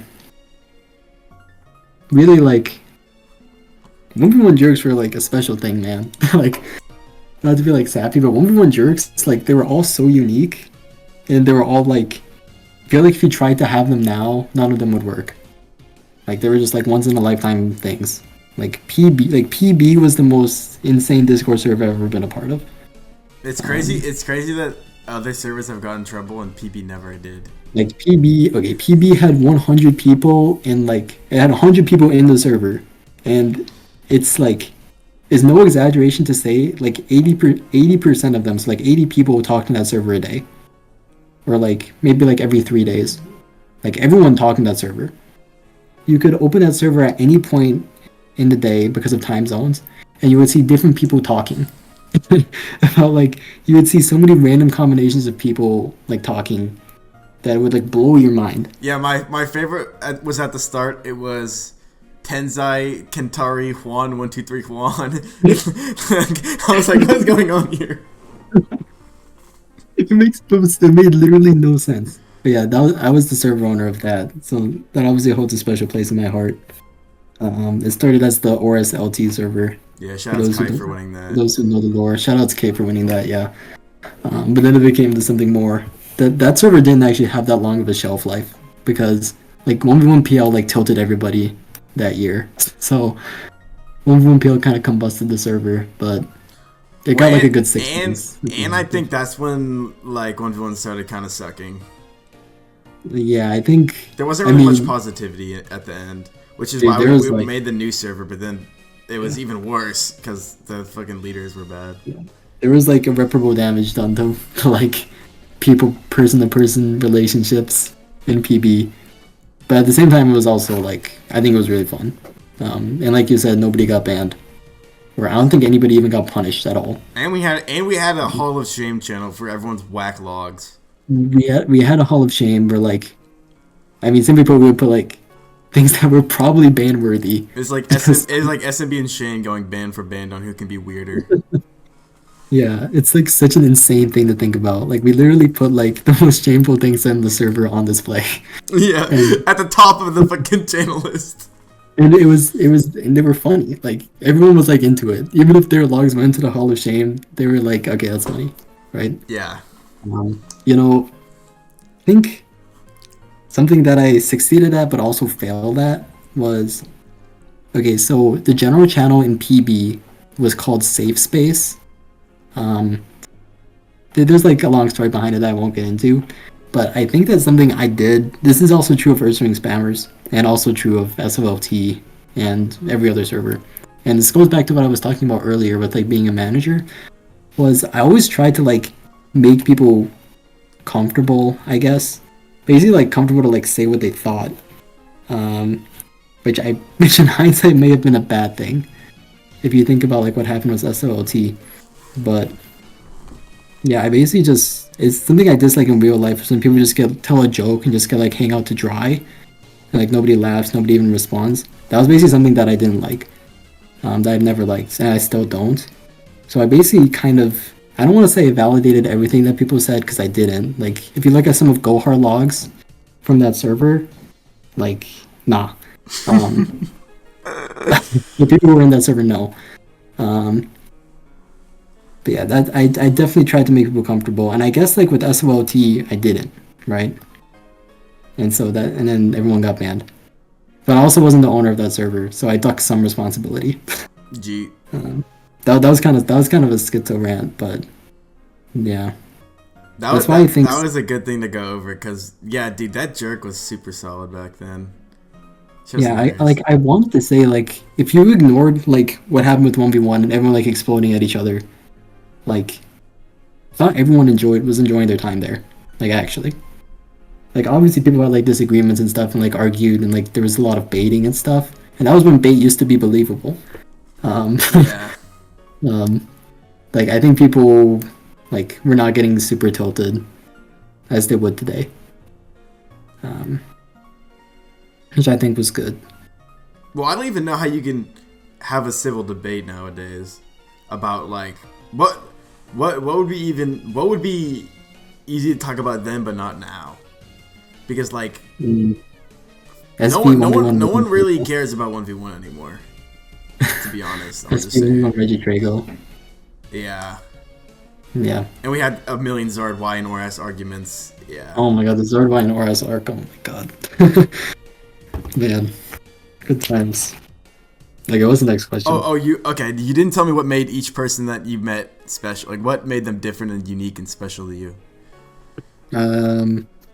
See, Dom? I don't even know what made you special to me. I don't even know how I got close on that point. I guess it's just because of Ursaring spammers. And then we obviously talked about Oras a lot. So, I guess it was those two things. Man, I'm just, like, talking about stuff a lot. Yeah, I don't want to get that too far into Ursaring spammers, but I feel like all the Ursaring spammers like ended up being close to each other in some way, I guess. Even if it's like Milan and Solar like going at each other like every day, not like that, but just like arguing every day, baiting each other. I think we all like ended up sort of close to each other and special to each other because of that. That's like general for the server, but I think for me and you is definitely from like talking about Oras and just talking about 1v1 stuff. For Milan, it's kind of like the same thing. We ended up talking so much, and dude, Milan's a special individual. That's all I'm gonna say. Milan's a special individual. He's still insane. Yeah, he's insane, completely batshit. But like I said, I'm like, the word that I forgot to use earlier was I'm very accepting of people. For better or worse. And so I basically just like accepted his insaneness. And I was like, alright, this guy is just fucking crazy. Cool. And he's also someone that I could basically just like talk about anything with. Which during the pandemic is like, there's so many things going on. So much random stuff on the internet you can talk about. Then eblurb, yeah, I don't know, like I said, for eblurb, he's basically just like an endearing little brother. We ended up teaming with each other twice in 1v1 PL in the future. And it's like the same with Leru. I think me and Leru got really close to each other from teaming in 1v1 PL. And I think, yeah. If we speak more about those tournaments, I can speak more, but I think this applies to both the eblurb and Leru actually, but I think this also applies to like probably 90% of my players, is that I think something that I did good as a manager was, or maybe this isn't something that I did as a manager, but as a manager, I think all of my players had a lot of faith in me. In terms of like, when I say you should use this team or you should use this mon, it's probably a good idea. And people just like trusted it. But like Leru especially had like just like blind faith in me to load like whatever I did. Yeah, I remember that when there was the fucking Normali Yamazu or whatever in the championship. I'm like, what is this bullshit? We brought some bullshit over the years. But yeah, it's partially because Leru like doesn't care and like doesn't know anything, so he just like trusts it. But I still like appreciate it nonetheless. When you just like, when you build teams for somebody and they just don't even question anything. They say like, okay, these are my teams, nice. I'm gonna go play, I'm gonna go win. Like, bro, to me that's like the ultimate sign of faith as like a builder. Like they're like just like unwavering faith. The same with like Maki too. and eblurb to some extent. Eblurb like became more of his own person in the builder as time progressed. AK using the same shit over and over. Yeah, he started being Urshifu, Greninja, all of these guys every game. But yeah, that trust was something I always really appreciated on my players. And then like we obviously became like personal friends throughout that. How did you like learn to become a manager? What were some mistakes you made before? So I learned to become a manager in Eastern Europe, kind of just like spontaneously. I mean, I guess I would say, I don't want to say naturally, but yeah, because it wasn't naturally, right? I like learned to become a leader earlier in my life. So like leading a team was something not foreign to me. Who are you leading, man? Really, man, I'm an Eagle Scout. Oh, that explains a lot, actually. Yeah, that's something I don't think I've ever shared that online, but yeah, I'm an Eagle Scout. Why are you just now randomly in 2025 sharing that with the world? But because I mean, how else am I supposed to answer that question? That's why. Like, Eagle Scouts where I get, dude. This is like, I'm gonna say being an Eagle Scouts where I got a lot of my character from while being an Ursaring spammer. Crazy, bro. Crazy. But anyway. But yeah, being an Eagle Scout is definitely where I got like a lot of my leadership skills from. I also know how to deal with like kids because of it. So yeah. What was I gonna say? But yeah, I think a lot of it was also just like looking at things that I would want a manager to do. Like I mentioned with Cash and the Big Baller Bear Scudas, that was a big thing. Yeah, I don't want to say it's just like a personality thing, but I guess part of it is a personality thing where I'm just like not afraid to voice my opinions, not afraid to like take charge, all of this stuff. Not afraid to say like, yes, I am right, for example. Yeah. Mistakes I made. I guess scolipedes was my biggest mistake. Dude, I forgot. I think what went wrong there? Let's outline. Well, I think our draft we made some mistakes, and the lineup we made some mistakes. I think if we had a oh my god, I'm going to talk about that tour, bro, but I have to. You have to. So you fucking have to. During that tour, okay, so like Slice, we had 2 players get banned that tour. Slice XV and LMNI. No comment on LMNI. But dude, Slice got banned for ulting, like completely randomly for fun. Just like ulted. I didn't know about it. I literally didn't know about it, bro. Oh my god. It's like the same thing with Trashiny. I literally didn't know about it. Oh my god. Oh, these replays are dead though. It's fucking lame. I was gonna put you getting Mermdog, but oh well. Oh. Anyways, continue. Yeah, oh my god. Dude, I didn't even know Slice was like gonna be a ban risk that tour. But he was. And so yeah, we had like one of our. And didn't you hard dot 15 on him for no reason? Yes, I did. I don't regret it though. That's my goat. If Slice was unbanned when I was a manager, I would have drafted him again, like for sure, without a doubt. Because that's my boy. But yeah, oh my god, so like having 2 players get banned is just like minus 1,000 vibes. There was also us getting Felicia on a like, so we non-Felicia to try to get money out from other people, and then nobody bid. And that's like, I mean, just like from a vibe standpoint, that's like not good vibes. The vibes are just like not there. Bro, have you seen that log of me in 2019? I totally forgot about this until recently, but it was like, I would upbid, or it was either I would nom Joker, I would upbid Joker, but even the slightest chance of getting him scares the fuck out of me, or something like that. Yeah. I never really super believed in doing that. Yeah, honestly, Mez was a good teammate. Honestly, like Mez went like 0-3, but Mez was a good teammate. I liked having her on our team. Yeah, I have her builder. It's some inspirational face that's right there. Yeah, just like as a person, I like Felicia. But yeah, on our team, she didn't win any games. But I feel like, I mean, she was just in a bad situation because, like, bro, we had 2 people banned, and she definitely knew why our 2 players got banned. So yeah, this is bad vibes. And then from a lineup standpoint, like we had Solwind on our team that year, and Solwind went 0-3 in DPP. So like he wanted to play DPP going into the tour, and we're like, okay. So we put him in DPP, and he went 0-3. And then we're like, all right, what are we gonna do? Because I was like, we have to change the lineup somehow. And so we like shifted our lineup around. He was playing like Black, White, Oras, SM, basically just like everywhere but DPP. Our DPP slot went like 1-6 that tour. It was just cursed. So that was definitely one reason that our team lost. Another reason was just like I simply did not win enough games, and I had some really bad losses.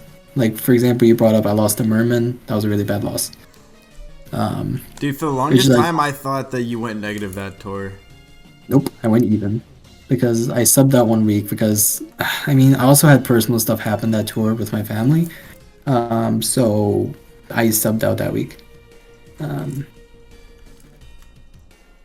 Yeah, so, I mean, if I played what I've won that week, who knows? But, I mean, with what happened and me subbing out, it's just like, I mean, it's just not good vibes again.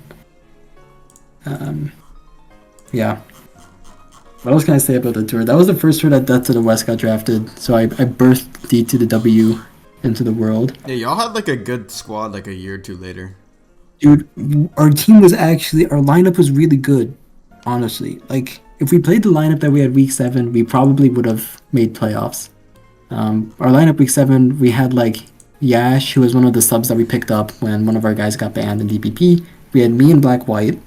We had I think we had Solon? No, we had LRXC and SS. Oh my god. That was the Swish King LRXC moment. Oh my god. No, bro. Yeah, oh my god. Yeah, that tour was just a tragedy. Like, me and Squirtle lost too much. Slice got banned. LRXC went positive. Solon went positive. Maki went like 5-1 that tour. Let's hear about Logan that tour. Oh, Logan. Okay, yeah. So Logan, I don't know, how much should I say?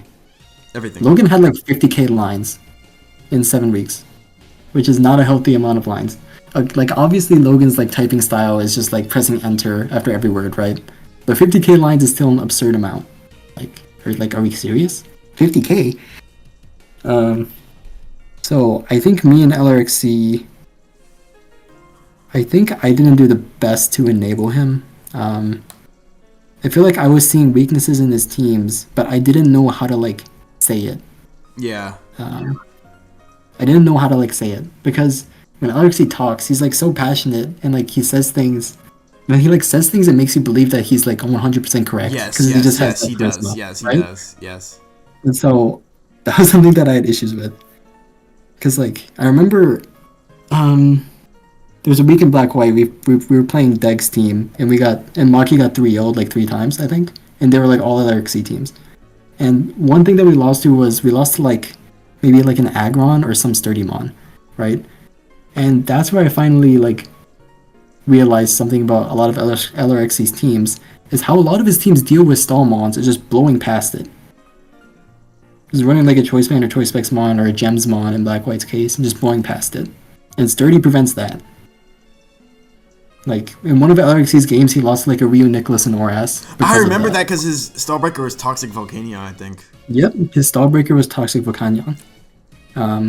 So, like, there was these little, like, patterns that I was noticing. I couldn't quite, like, put a finger on how I was... couldn't quite put a finger on them. And so, we probably lost some games because of that. So, okay, what would you do now in that case? What would I do now? Well, now I'm a lot smarter. And now I'm a lot, like, more, like, mentally stable, I guess. So, I think I would be able to, like, be better at communicating, basically. Yeah. What specifically? The people want to know. Do people want to know? Because nowadays, I was saying this earlier, but, like, the people who want to build 1v1 nowadays are usually not very good at it. For others. I think I would have... Basically, I would have questioned. I think me now would question him more. I would just ask him questions. Like, okay, you have this team, you have this huge description in your Pokepaste. What are you weak to? Like, what problems do you see? Because in my opinion, if you build a team, you should probably. This is something that I did. Like when I built a team, I almost always knew like what I lost to. And I think that's the case for LRXC as well. For me, no, actually. But I think for LRXC that was the case. So I think I could have questioned him more, and that's honestly something that I needed to do, because like I want I remember I wanted LRXC to like have fun and like use like basically like stick to his style, right? Because I'm also a proponent of sticking to your style. Same. But I feel like I should have questioned it more, and that's what I would do now. Is say like for the Stalmon example, like is this way of beating Stockbreakers correct here?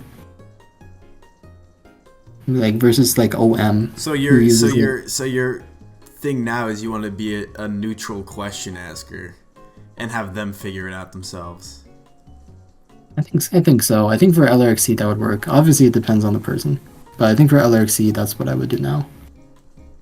Because LRXC is someone very thoughtful about the game. Yeah, different personality types are also a big thing in Team Tours, I'd say.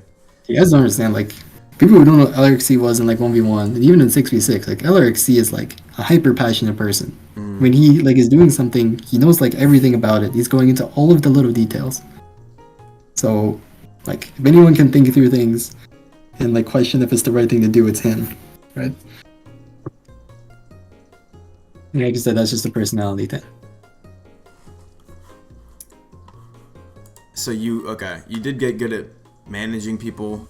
How did you end up like learning tiers and teaching yourself 1v1 tiers? Because I know how I did it, but how did you do it? I want to see what's similar and what's different. Because you mentioned with Emil that you just learned tier for him. Yeah, this answer might not be the best answer, but like it's actually just because of Classic, because of the eblurb Classic. Like, I basically just learned it through that. I was just like, okay, this team looks good. You should use this team. How did you learn the tier though? Like, what was your thought process? How did you like learn about specific? I actually learn. Yeah, I don't like I hesitate to talk about this because it's not like what I would recommend people to do. Because I would recommend people just like look at the resources, watch games, etc. I guess I watched games, but I can't really say I looked at resources. I mainly looked at other people's teams. Opposing usage, yeah. Yeah, I basically just looked at people's teams. And I was just like, I looked at what was broken in the tiers. Like, honestly, what it really boiled down to was I always looked at what was broken in the tiers. And that's, like, how I became a Zard spammer, right? Or, like, became known as a Zard spammer. Because, like, Zard is just broken in the tier. Metagross is just broken in the tier. And Black-White, like, Victini is just broken in the tier. Tier and Black is just broken in the tier. Dragon is just broken in the tier. It just keeps on going. Like DPP Tyranitar just broken in the tier. Just do / weakness Tyranitar, cover its weaknesses, you can't lose. These were things that I thought. So when I think about the timeline, I think I became really good at Black-White in that PL, because our Black-White slot was like 6-1 in the scolipedes PL. And that was basically me like looking at other people's replays. And also I explored the tier like somewhat on my own, because like I look at like the viability rankings, right? I look at that when I build. When I'm like trying to find a third mon, I look at the viability rankings and see what I lose to. Like I like quote unquote make lists, but not really. And something that I always did was if a mon is appearing on my list a lot, it's probably a good mon. Because especially when I'm using brokens, right? This mon is just like beating brokens. But it goes further than that, right? Because you have to understand why. Like, is it just one set of this mon that I lose to? Oftentimes, the answer to that question is yes. Or is it like something I thought about in SM was, is it the idea of this mon? Let me use this mon and see what it feels like to me and what its strengths and weaknesses are to me. And oh shit, I can't fit all these moves in these EVs. Yeah, a lot of it was just like building myself and understanding the ideas of mons. Like, that's a good way to put it. I understood the ideas of mons. Like, I don't even remember when I got into oras, honestly. I think I got into oras in World Cup. In 2021 World Cup is when it must have been. Because that's when I played oras. Like, I played oras for Central in playoffs. So that was definitely me looking at, like, the Dom-X Rice, that's comp. And then trying to put together teams that made sense. Side note. I was so fucking cringe for like gatekeeping that back then. Anyways, continue. Yeah. Yeah, I think I learned oras through that tour mainly because I played in playoffs, and then I won in semis versus Crafts, and then I lost versus Solwind game 8 and lost my team to tour. But I think I learned a lot that tour, and then I think I really became like the CEO of oras for like, I don't know how long I was the CEO of oras, but I was definitely the CEO of oras in 1v1 PL6 in 2021 because that was like the infamous 27 Zards tour. 2022. Yeah, 2022. Yeah, 2022. I don't know what I said, but yeah, 2022. You said 2021, don't worry about that matter. Yeah, so in 2022, leru bought 27 Zards in 9 series, and he brought triple Zard a few times, so that's where the Zards come from. But he basically just used Zard like every game. And honestly, I think I learned the tier doing that because I just used to put the most Pokemon in the tier on every team, and so I understood its weaknesses. I understood what paired well with it. I understand what beat teams that had Charizard on it. You know what's funny, bro? I used to like I would be building a team, and then like I would be doing the hit list, and then I was like, yeah, this is like I would see like 2 or 3 mons and be like, yep, this is an X hit list, or yep, this is a Y hit list. Even on my first mon, I'd just be playing this shit out in my head. I'm like, yeah, I got it. Is it X or Y? I should make my decision now. If it's second mon, I'll just do that. That tier is interesting. I hated that Snorlax meta. That shit was garbage. Oh, Snorlax in the tier, like, yeah. Yeah, so that's how I learned oras. I would say going DVP and ADV were basically classic. I guess SV is the next canonically, actually. I learned SV because of SOLT. Because I was the #1 seed in that tour. That was funny. Yeah, and then you fought Sice with like the low ass elo. Yeah. And then I played Slice round 1, then I played Rye round 2, and then I played Ecstatic Code round 3. So yeah, good tour. 3 demons. Yeah. Yeah, so I learned SV through laddering a lot, basically. But then when I didn't ladder SV, I learned it through like, honestly, at that point, I didn't even like watch replays anymore. I didn't watch replays. I just like, in 2023, I had such like, this sounds insane to say, but I had such a good understanding of 1v1 at that point where I didn't need to like watch replays anymore. I could just look at the mons that were in a tier. I could look at the sets that they used, and I could basically like put together good teams. But part of it was also like I looked at what my teammates were using or what my players were using, and like this is working, this is not. So that's also something that I thought of. And this is from a learning the tier perspective, not from like how I prep perspective. To be clear, because how I prep is like different than when I'm like trying to like understand a tier. And then SM came later, so this was in 2024 OGPL was when I really got into SM.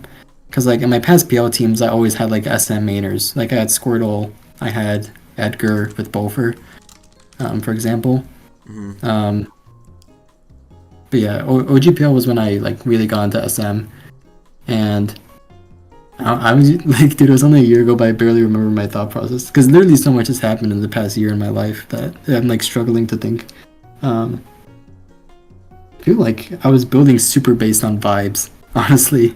Best like, way to build SM. I was just vibes building in SM. And I mean, you just confirmed my thinking. I think vibes building is the best because you're never going to cover everything. Okay, not gonna lie. There's a certain tier where vibe building is ass, but SM 1v1 is not one of them. Yeah. For example, like Black-White, you can't vibes build in Black-White, in my opinion. Yeah, it's impossible. I mean, you could in the past, but like now, you can't vibes build in that tier. SM, you can vibes build because the mons are just so broken. There's Z moves. The mons have so many sets. And if you've been around 1v1 long enough, you kind of... I developed this like subconscious understanding on just like what mons pair together and shit. This is also true. Like I watched so many of my teammates' games over the years. I watched so many just 1v1 games in general. That was something that 1v1 jerks were good for. Like we always just like watch games together, and like we had like armchairing channels. Yeah, fuck, bro. I haven't really done that in a long time. Yeah. I mean, 1v1's just not as entertaining now, right? But yeah, we used to have like channels and like Zoomers, and then PB. We had like game discussion channels in like basically well, they weren't like public, but like there were jerks that like everyone were in. But like we literally like had roles that would lock people out, so we could discuss the games. Yeah. So you learn a lot from that. Yeah, so you kind of just had different approaches depending on the tier, and you kind of just learn them when the like circumstance would be right. Like, Yeah, oh shit, Logan is having a mental breakdown. Time to learn oras.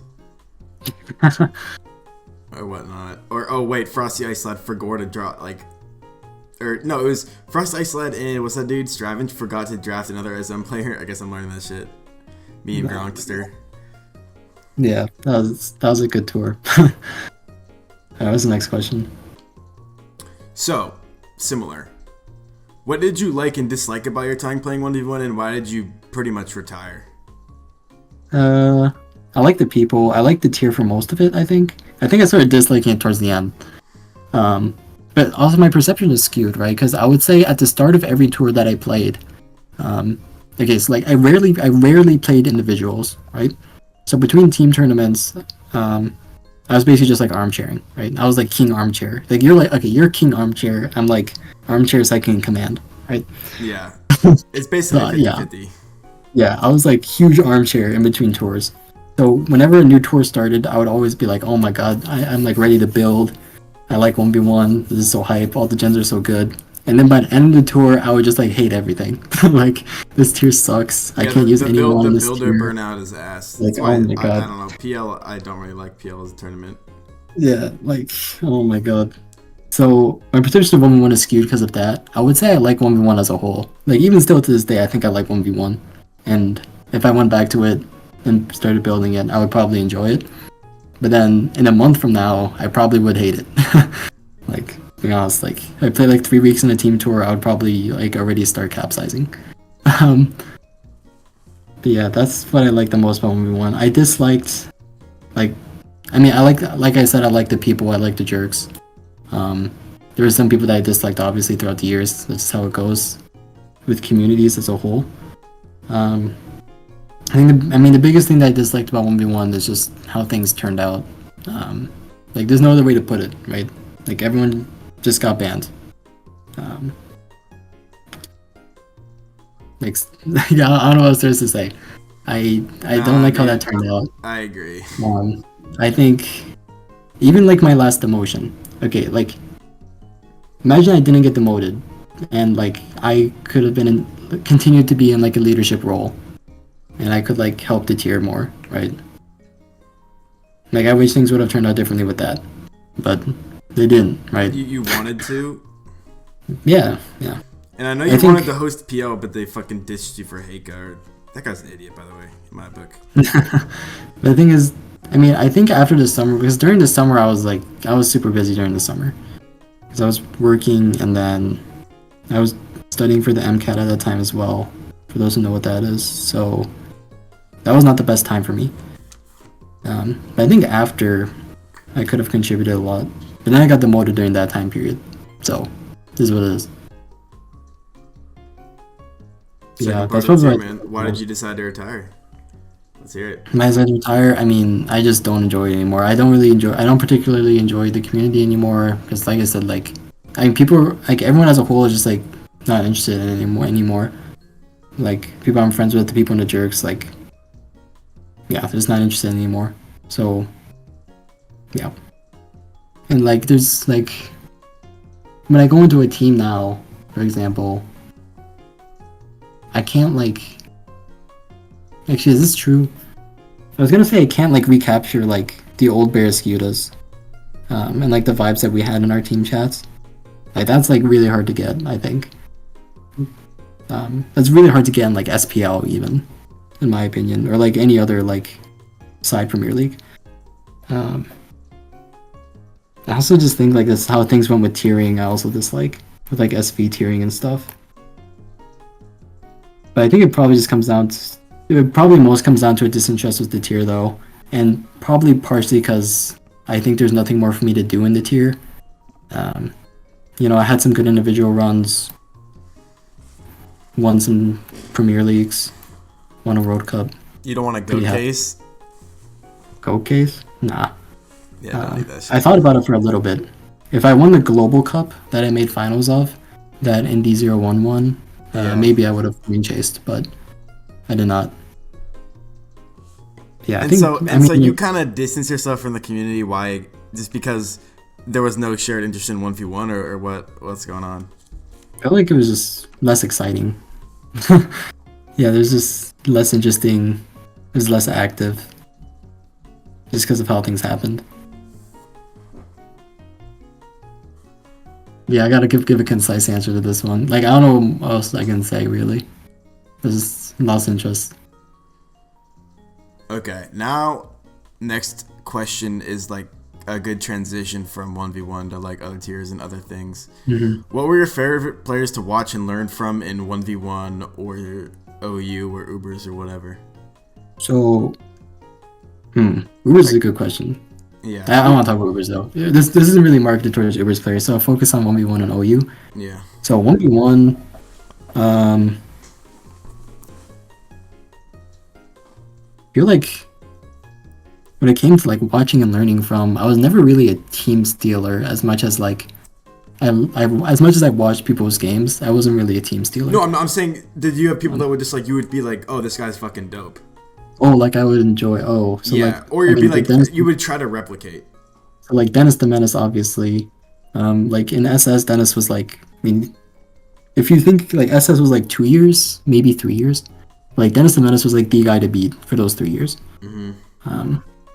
Like the end of his career didn't go as well, but for that span of time, he was like the GOAT. Nalei was someone I admired just because of her sets. Those are pretty heat. But again, that was never really never really part of my game, so that was something that I admired. I think in terms of just like skill, I think Sice is actually like, if you look at like the eye test, like you watch someone play and thinking that they're good, I think Sice was really high up there.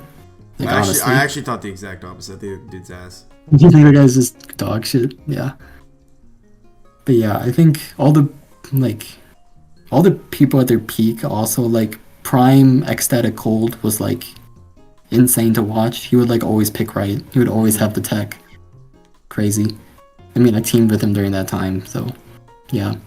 Like Prime Potato Chan was similar, even though fuck that guy, right? Prime Jacob influenced 1v1 a lot, actually, in my opinion. Prime Jacob like changed 1v1, definitely. He made it worse. He ruined 1v1, just like I ruined 1v1. Just like I ruined 1v1. I like to say like me, you, Jacob, and Deg just ruined 1v1. We just like took turns. Deg was someone that I really admired for his black-white building, by the way. His black-white building, like, I like to say that I'm like I like to say that I'm the best team support, like over as a whole. But in terms of black-white, as a, like only, Deg was above me, I would say. But also, Jad carries some fucking bums to playoffs. He did. He has some notoriously mid rosters that have made playoffs. Yep. The week before. Yep. But yeah, I definitely admire Deg as a black-white builder and a manager. I think it's a pretty good list. I mean, I could list a lot of people, because I mean, I'm always someone who gives like credit where credit's due. I could name like every player that people think are good, right? But I can move on to OU. I think I listed 5 names, so that's good. For OU, I think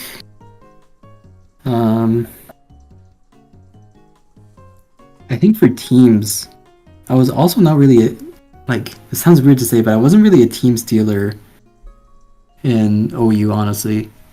Like in Classic, I would just like build my own teams and I would lose, and they would like be bad, and then maybe sometimes I would win. I think the people that I would say I admire the most are BKC and TDK. What did you like about their buildings? Because neither of them are like super flashy builders. No, if we're talking about building, like I don't even playing anything. TDK was definitely a flashy builder. Like so in Black-White Global Championship, I should call it TDK Kumiko actually. But I guess they wouldn't really care. No one cares. But like I played Kumiko 4 times in Black-White Global Championship, and these are 4 best of 3s, right? And I went 1-3 versus them, and they would beat me with the most insane shit ever. Like I lost to ring target Starmie, like ring target trick that hit my Jealous Sense, and then they spin. I lost to like Jam Bisharp or some shit. I lost to Meloetta. Like I lost to some crazy stuff in that tour. But also just from like a play perspective, like I remember like when you play someone in 6v6, I think at least when I did, you get like a sense of how good they are. And when I played TDK, I got the greatest sense of like this person is just like really good. Like when you're playing against someone like that, you're like, dude, it doesn't even matter what button I'm gonna click because then I'm just gonna get predicted or outplayed. Yeah, it won't even matter. Like, yeah, even versus Soulwind, I didn't like feel it as strongly as versus TDK. I still felt it versus Soulwind because I played Soulwind quite a bit as well in 6v6 tiers. But yeah. So for BKC and TDK as like a pair, I admire them because the first tour that I watched was SPL 9, and in that tour, like BKC and TDK like backpacked their team to finals. Wasn't that the ABR Ice Beam one? Yep, that was the ABR Ice Beam one. That was the ABR Ice Beam one. But yeah, I mean, because like I said, I followed the SPL, like I said, and I followed their games, and they were like goated that tour. So I really respected them both from that. And then still to this day. Do you have any like building influences? Building influences? I mean, I like to think that... I mean, TDK is probably one of them for Black-White, right? But I like to think I kind of... Oh, yeah. Yeah. I would like link my games. I just get smashed every game. Oh my god. Building influences.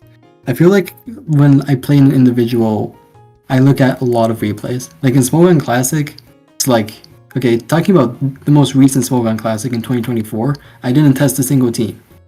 I barely prepped, right? The only prep that I did was watching replays. And that's like, I like watched, and I didn't even watch that many.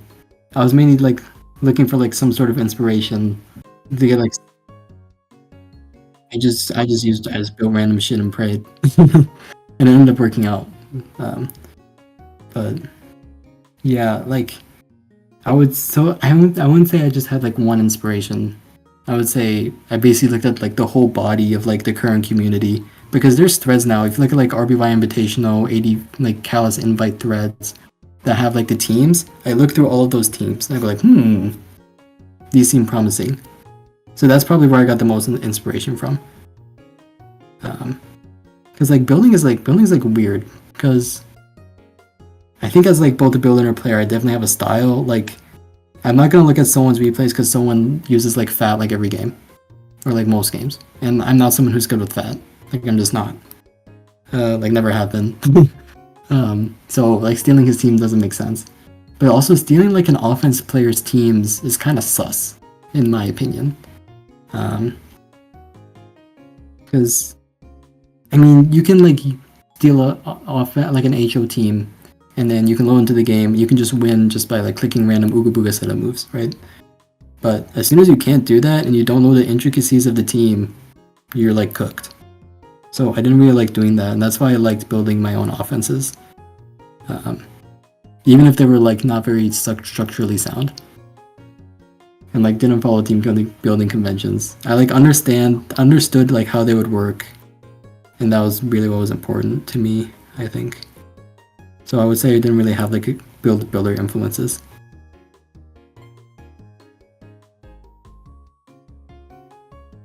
It was super random, yeah. I kind of just like, I got lucky, not in the sense that I got a lot of RNG, but I kind of just happened to do well. Like in the Black-White Global Cup that I mentioned, I just like happened to do well.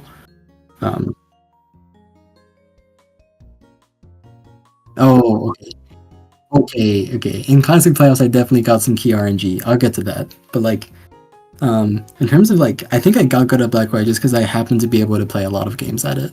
Because like Black-White GC, that format, you just play like a billion games. And then that kind of like transferred to Black-White Cup, because Black-White Cup is where I got like most of my points in Smogon Classic. And then in RBY, I RBY momented people. And that's basically how I qualify for my first cup, or my first Classic. Like that Classic, if you look at like the point totals, that classic was weak as shit. Like if you just look at like the total number of points that people got, people did not get many points. Like I was like the 14th seed or something. In that classic, I had like 17 points, which is like less than. I was like the 14th seed again this classic, and I had like the same amount of points. Or no, I had more points. So basically, I was saying that classic was weak, so I kind of got lucky that way. Weak in the sense that people were just like not like farming. I think like Starmaster and McMegan farmed a lot of points, actually. But then like the rest of the people like didn't have that many points. Like ABR was like the 12th seed that tour. Like that was like a super random classic. And that like allowed me to qual. Then like in playoffs, oh my god, dude, like I went back and watched those games for like the first time when I made this classic, and I was like, oh my god, I had like no idea what I was doing in any game. But I basically won just because I would get like one piece of key RNG. For example, like I dodged Toxic versus Ban Manaphy in round 2. In the GSC game, I had Rowan Zapdos versus like Fortress or something, and I dodged Toxic. And then Rowan Zapdos won me the game. So like I would get one piece of good RNG, and then I would just... And then later in the game, I would just get 50-50s right. Just like boom 50-50s. All the random, like I was on like 5 seconds, and I would just click based on vibes. And that's something 1v1 helped with. Like the 50-50s, I had those down. I won so many of them to win games. Dude, okay, versus... Something else I can say about the first classic was... There's been very few... Okay, so... During this classic, I almost got reverse swept by ABR. And then I saw in the chat, McMegan said, like, there's only been, like, 3 reverse sweeps in classic playoffs history. And I was one of those. In my first classic, I reverse swept Watashi FLCL. Yeah, okay, so, like, dude, just for, like, a quick... Let me get a run through of the games. So, game 1, RBY, I get frozen, like, turn 2 or turn 3, I think. And I get completely washed. And in GSC, I play a mirror match. Like, we bring the same team, and I get completely washed. So I'm down 0-2, getting like, basically 6-0-2 games. And then I reverse swept. And honestly, that's like one of my biggest, like, mental accomplishments. Was that I was able to win that series. And then, yeah, the DPP game was insane. But, like, I got a key piece of RNG that game. I, like, crit parried his Jirachi with the Thunderbolt. And then I got, like, 4 50-50s right in a row, and I won the game. Maybe not that many, but it was like to that effect. I got one piece of good RNG, and then I just click, got it right. And people didn't know that your mix-up was just always randomly staying in. Like whenever there was ambiguity on what play you would make, you would just randomly stay in. Yep, I would just like randomly stay in on like random stuff, yeah. And then like I played ABR in that finals, and like, dude, my prep that entire tour was terrible. Like let's just be, my prep was horrible. It was really bad. Thund. Fucking sand. Like, oh my god, my prep was so bad. I don't even want to talk about it. My prep was bad. Because, like, I had just no idea what to do. And so I, like, went to other people, and then, yeah. And then I bloated Hitmon top Steelix. And I could have won the game, too. I could have won the game. But I just got outplayed. Because, like, man. Yeah, okay, look. It's such a bad decision. Like, why would I bring that team versus ABR? Like, let's be real. Like, it's such a bad decision of a team to bring. Like, why am I getting into, like, a fat versus fat game where he can play, like, for incremental advantages?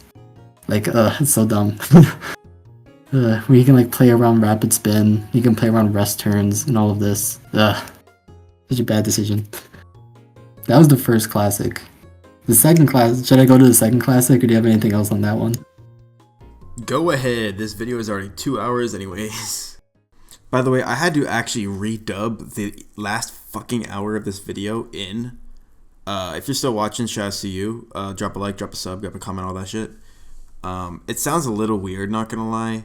But I spent 3 hours like fixing everything. So everything should be good if it doesn't sound a little weird at the start. Because I actually kind of got in my rhythm at the end more so than the start. But anyways, here's the rest of the fucking interview. Yeah, this is like 2 hours already. I told you this is gonna be 2 hours. Anyway. For the second classic, this is when I didn't prep at all. Like, I actually just didn't prep. I logged on like 1 hour before the game, I would speed build all of my teams. I would like maybe look through some threads to see what teams were good for ideas, and then I beat someone in ABR back to back. My number one mental accomplishment is definitely beating ABR and not getting reverse swept, because I like rolled him the first 2 games, and then the third and fourth game I lost like 100 turn games. Like both of those games were like hundreds for turn count, and that is really tilting. Like losing for that long is tilting, bro, especially when you're getting reverse swept. And then like the game 5, the black white game, I was also like losing for that entire game as well, and I just like happened to find the right end game line at the end and won. Yeah, that was good mental fortitude from me. And then I got completely smoked in semifinals by M-Dragon. It was by M-Dragon. I got completely smoked.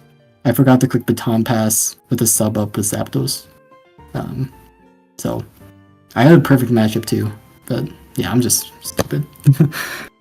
Yeah, that's my brief overview of that classic. I was definitely really happy to get one over ABR. Finally. I feel like people thought that you'd beat M-Dragon. Yeah, I feel like the public opinion was in my favor, but then I just got completely smashed. Describe your face playing draft. My face playing draft? Dude, I feel like I like randomly play draft tours in like 2022 and 2023. Yeah, I won't speak too much about it. I mean, draft was really fun. I liked the drafting part of it, and the building part of it. The playing part of it just like tilted me. Cause like I feel like I was better than all the people I played, and I would just like randomly lose, which kind of tilted me. But like drafting teams and building was really fun. And I also liked like armchairing other people's draft games. That was also really fun. Yeah, friends. Like you, Bird. Like Bird especially. Oh my god. Those are some of the greatest games I've ever seen. Oh. Nice. So are you going to play 1v1 again? Short answer, no. Well, long answer is no. I mean, never say never, but like, I'm not planning on it, no. Because I'm going to always ask people like you and Leru to play the fucking fun ones, like Oras budget and shit. Playing one of the fun ones, maybe. Who knows? Eli asked, do you have any advice for improving at 1v1 or a tier like DBP/OU? DBP/OU, the tier that I just went 3 and 5 at. Let's go. So for 1v1, play a lot, ask people for friendlies, build a lot, like I was saying earlier. Just build. Yeah, I mean, yeah, it's just, you have to like put the effort into it. When you play games, actually think. Just like think about, I mean, if you're having trouble with like your picking, try thinking formulaically. And if that doesn't work, then just pick it with your gut instinct. And if neither of those work, then you should critically evaluate both of them and try to identify why neither of them worked. Because there's probably some underlying issue. For OU, it's the same thing. Play a lot. Also use good teams. Steal teams from SPL, use sample teams, use teams from team dumps. Using bad teams is not going to get you anywhere. You have to use good teams. I mean, I would say like for Black White UU, like I had a stint playing Black White UU and TBP UU, and I felt that. Like I made a UU classic, fun fact. Gronky asks, why are you playing DBP/OU this SPL? I guess I can say this now. I didn't really want to play Black White. I'm just like, man, my last time playing Black White was so fucking shit. I low-key wanted to bench, but they did too well in Classic, so it felt like I should start. I thought DBP/OU was the funnest tier, so we'll put that. I don't understand why DBP/OU actually looks fun again, because last time I saw that tier, it was just Clef, Skarm, fucking Latias, Jerkoff War, and Arachi too. Can't forget about Arachi. I mean, I think just like the offensive options are super fun. Like if you look at my SPO games, like I brought offense basically every game. All of my offenses look different. Like they were all completely like, they're all very unique takes on offense that are all viable, and I like that. Tenzai asks, favorite Pokemon starter? Favorite Pokemon starter? Probably just, I want to say Piplup, probably. Piplup's cute. What was COVID like, since that's when I met you, and how have you changed since then, and what was your life like back then? So, I mean, I started to do school and like graduate high school during COVID. say COVID, like, and I was also working during COVID, and my parents also worked during COVID. That's another thing. I would say it definitely made me more like reserved and secluded as a person. I was already like an introverted person. I felt like I grew like a lot less close to people in real life because of COVID, especially like during the lockdown. Especially during the lockdown, like when we were back in like in-person classes, and that was okay again. But yeah, that's probably what I would say about that. Favorite sport? Because I know you watch like all of them. Favorite sports? Dude, low-key, American football and the NBA are just like ruined by the refs these days. I've been watching more tennis recently. Tennis is cool. It's like good. I used to play tennis when I was in middle school as well. So that's like one thing. I think it's just like the rhythm of tennis. I like. It's like watching them hit the ball back and forth, just whoop, whoop, whoop. It's like kind of comfy. For playing, I really like playing volleyball, even though I'm short. I like it. I also like watching volleyball, but yeah. How tall are you? Because I am also short. I am 5 feet 8 inches, which is like 172 centimeters, 173, something like that. What are your thoughts on Minnesota sports, and what are your hopes for Minnesota sports? Minnesota sports. I want the Vikings to win a fucking playoff game. Like, I don't want to wish for a Super Bowl. I just want us to win a playoff game and not just go out as sad as humanly possible. Same thing for the Timberwolves. Like, us winning a playoff series and not... Well, I guess... I mean, we made it to the conference finals, right? So... But we're a different team now. So, I hope we can make the playoffs and win a playoff series and not just go out sad as shit. And I hope Anthony Edwards stays with our team. So, what is next for William? I mean, I have a lot of games that I want to play, TV shows that I want to watch. I don't want to dump so much time into Pokemon anymore. Because, like, I mean, this is real. Like, during like, SPL and 1v1PL, I was, like, locked in. Like, in terms of hobbies, this was probably my main one. Like, obviously, I was, like, famously playing TFT during my last 1v1PL. But I was also spending a lot of time building. And just, like I said earlier, I was also, like, I always wanted to be there for my teammates' games and stuff. Danny asks, what was your most stressful time managing, like a stressful week managing a team tour? So, as a manager, it was the finals of 1v1PL6, 100%. Yeah, literally nothing went right that week. For context, like, stuff happened with the eblurb IRL, so that was very challenging. And so I think the vibes of our team basically just, like, capsized. And I felt like really nothing could be done. It was just a bad situation for our team. A lot of us were busy at that time as well. So it kind of was just me alone. And I think everyone was just stressed and tensions were high. And like you said, during the games, just like, we all played bad because of it. Like, the vibes weren't good, and we just played bad. And we lost. So that was the hardest week. Tensei asks, how are you dealing with the transition of being a teenager into 100% adulthood? Good question. I mean, I'm in a unique situation because I mentioned, like, because of who I am in real life, but I think I took it pretty much in stride because I was always a pretty mature person. And I became fortunate to have, like, I found, like, a job that I can do. Even if I don't get into medical school, I have, like, a job that I can do that suits me. So I got kind of lucky because of that.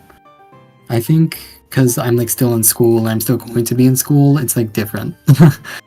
But I do think, like, pretty often, like, what am I going to do when I'm not in school? Because, I mean, if you can't tell, like, I'm someone who likes having something to just, like, be focused on. Kind of like LRXC, right? So, I mean, like, without school, like, in that transition period, I don't know what I'm gonna do. Maybe I just study Japanese. That's definitely something I'm considering, just studying Japanese a lot, because that's something that I can study and devote time to. Wait, so how good are you at speaking Japanese? So I would say I'm not that good at speaking, honestly. I'm probably like upper intermediate, lower advanced in that range in terms of speaking. Probably the same for all of it. For like reading and listening, probably the same. maybe I'm only like intermediate for speaking, and then I'm like lower advanced for listening and reading, and then my writing like sucks, but all good. But like writing is like not really relevant for me because when I write Japanese, I type it, right? So describe meeting Zach, aka Zao Trip, and Alexis, aka Nalei. Yeah, so I met Nalei. This was during PB era, so this was in 2022. You know, it's cool. It was like it wasn't. This is I'm trying to think if it was awkward or not. It's always. I don't think it was like particularly awkward. I would say it's just like the regular like meeting someone new awkward. But it was nice. So yeah. I mean, should I give details of what we did? I mean, we just like went out for ice cream, then went for a walk, then got pizza. That was it. White people activities. White people activities, indeed. Yeah, it was nice meeting her. Zach, I met like we were literally in Chicago randomly at the same time, and this is in 2024. This is like a year ago, almost exactly. This is an insane story. So our teams were matched up against each other in 1v1 OGPL, and so Taka was the person playing him that week, and then Taka posted like a screenshot of their scheduling because Zach was saying like he needed to sub out, and in that scheduling he said, "I'm in Chicago." And I'm like, holy shit, this person is in Chicago and I'm going to be in Chicago. And so I DM'd Zach, and then we were like trying to figure out how we were going to link. And then it ended up that like I was going to the Bean, and then his hotel was like pretty close to the Bean. And so I'm like, I'm going to the Bean right now. And he's like, right now? And I'm like, yes. And then he like started walking to the Bean, and then we met each other. And then we just like talked for like 10 minutes. I saw the picture. You look like dad and son. He's like 6 inches taller than me. Oh, yeah. If you can go back in time and change anything or tell yourself something, what would it be? Like in anything or in Pokemon, I guess. Anything's too hard. For Pokemon, I would say I want to just like change the course of 1v1 history somehow. How can I change the course of 1v1 history? I would say delete SOLT. Well, I wasn't the server owner, but like do something about SOLT. And I would like say that to myself early on in that server's existence. No, actually, you know what I would do? I know I would go back in Pokemon. I would definitely go back, and then I would tell myself what Alolan was gonna bring versus me in SPL finals, so we would win. But yeah, I would definitely go back in time and then change the course of that. That's the Pokemon one. For the anything one, what would I do for the anything one? I feel like there's so many what ifs. I would maybe just, I think maybe. This is too hard. I don't want to spend like $1 million. I was just gonna say something random. Maybe stick with tennis. Maybe sticking with tennis would have been fun. Yeah, maybe try that. Not because but like it's kind of like it's not like a regret. It's just like to try something different. That's like what I would do. I don't really have any like deep regrets. Like I could say like don't break up with her or something. I don't do that. Like there's not really a regret that I have, right? That's just like this is like how stuff happens. So yeah, I would probably just do something little like that. Maybe join like band instead of orchestra. Maybe join choir, something like this. When did you do orchestra? Yeah, I played the violin. I was pretty good. I would say I was like the second best player, I guess. The first chair in my orchestra was super cracked. What year did you play? So I played from 6th grade to my senior year. So I guess that's 6 years. That's where my love of classical music is from. So email asks, how do you deal with nerves in important moments? So two things. Okay, number one, I think I've done way more stressful shit than this. But that's something that I have the luxury of saying because I've like ran a marathon, took the MCAT, other stressful things happened in my life. So that's something that I can just tell myself. This shit is nothing. Right? I haven't been stressed on a test since I took the MCAT. Like that doesn't exist to me. But for people who don't have that luxury, I would say you really need to just trust in your preparation. Trusting your preparation is the number one thing. If you're nervous, it's probably because you haven't prepared or you do not trust in your preparation. Yeah, like you said, if you have preparation, lean into your preparation and be prepared. Yeah. I mean, that's another thing, right? Sometimes you need to think, like, just take a deep breath. Think, I fucking trained for this. I studied for this. I just gotta do my best on it. That's the only thing that I can do. Calming your physiological responses is good as well. So this is like drinking water, taking deep breaths, other breathing exercises like that. Those are what I would recommend. Email also asks, how do you balance hobbies with IRL commitments? My IRL commitments always come first. There's not really like a balancing act there.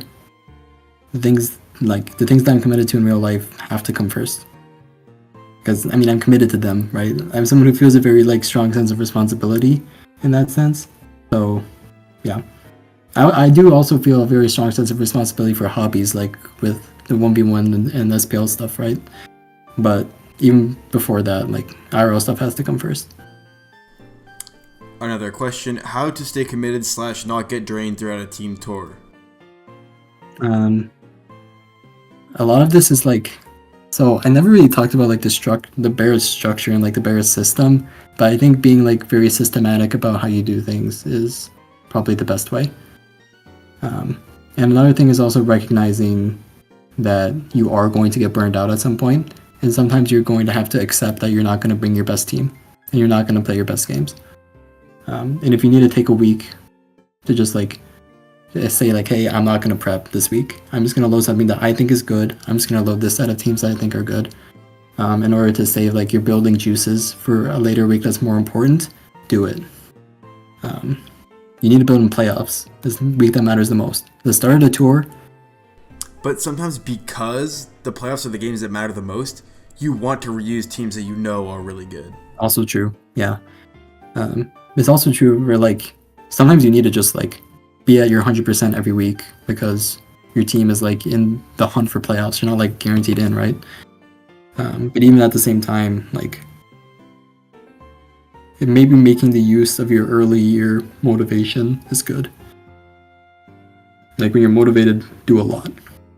That's advice that I give in real life. Like when you're motivated to study, you study a lot. Like you're motivated to do homework, do a lot of homework. You'll thank yourself later. You'll thank your less motivated self. Your less motivated self will thank you later. The same with like cleaning the house, man. If you're like, man, you're like making your bed, man, just clean your room.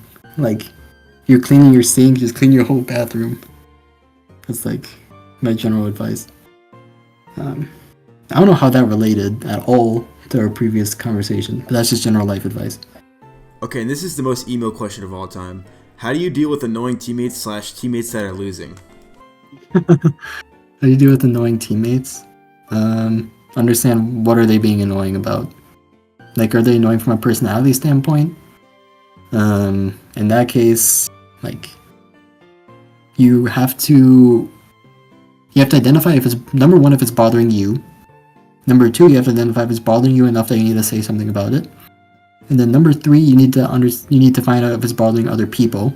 And number four, you need to find out if it's bothering other people enough to the point where you need to do something about it. That's what I would say. So yeah, basically you just have to look at, is it disrupting our team? And is it disrupting our team to the point where I need to say something and say like, hey, this behavior of yours, you can't do this, man. Like this person is like not comfortable, or this person's being annoyed by you. You need to say this sort of thing. For teammates losing, you need to what am I supposed to say, dude? Losing fucking happens. Not gonna win every game. Like I've told you before. Bill Boo asks, what type of women do you fancy? What attributes are you looking for? I have to ask this question because of the answer David Nadal gave me a few years ago. Kind of woman do you fancy? So yeah, this is gonna be a boring answer, but I like people who are smart. I like people who are like take care of themselves. So I guess that translates to I like people who are fit, right? But yeah, I definitely like people who take care of themselves in that way. I dislike people who wear a lot of makeup. Same. But yeah, I don't really have like a specific preference on like race or anything like that, or like hair color. I like blue eyes though. Sice asks, why do you hate women?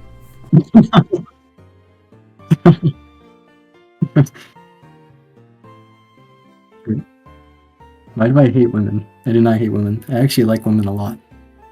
Sice also asks, hypothetically, if you were Anthony Edwards, would you abort the baby?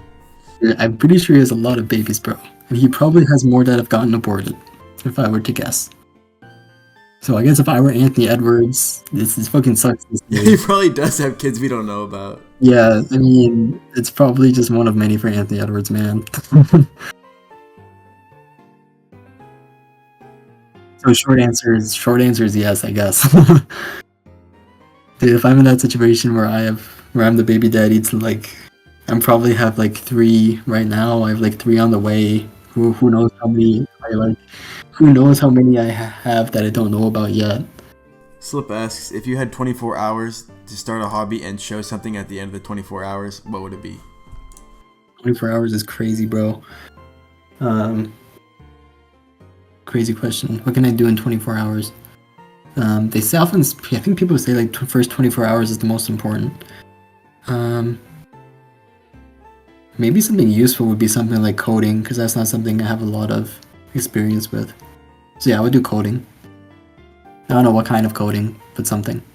Rosa asks, or someone asks, for music recs.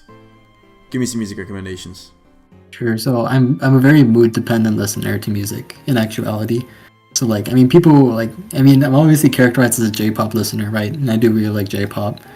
That's because I listen to like YOASOBI when I run and stuff, because it gets me hyped up. But like I said, I'm very mood based. So like when it's late at night, like up late thinking about life, what's my purpose while I'm here? I listen to like the soft indie pop stuff. I like to listen to game soundtracks as well. A game that I played recently is like Octopath Traveler 2. But yeah, so I mean, really, like when I listen to music now, it's either like something relaxing to like focus my brain when I'm studying. So I listen to Ghibli music a lot lately as well. I also listen to like soft piano music as well. I don't really listen to lo-fi beats right now, but when I'm studying, I listen to these. I listen to DJ Okawari and Nujabe sometimes when I study, but not really right now. The main other times I listen to music are when I'm walking to class or when I'm running/working out. And in those cases, I like to walk fast, so I listen to like super upbeat music. So this is where I listen to J-pop and stuff, or like epic game soundtracks. Like man, I'm listening to like some like game soundtrack as I'm like walking to take a test, and I feel super powerful. For example, yeah, that about sums it up.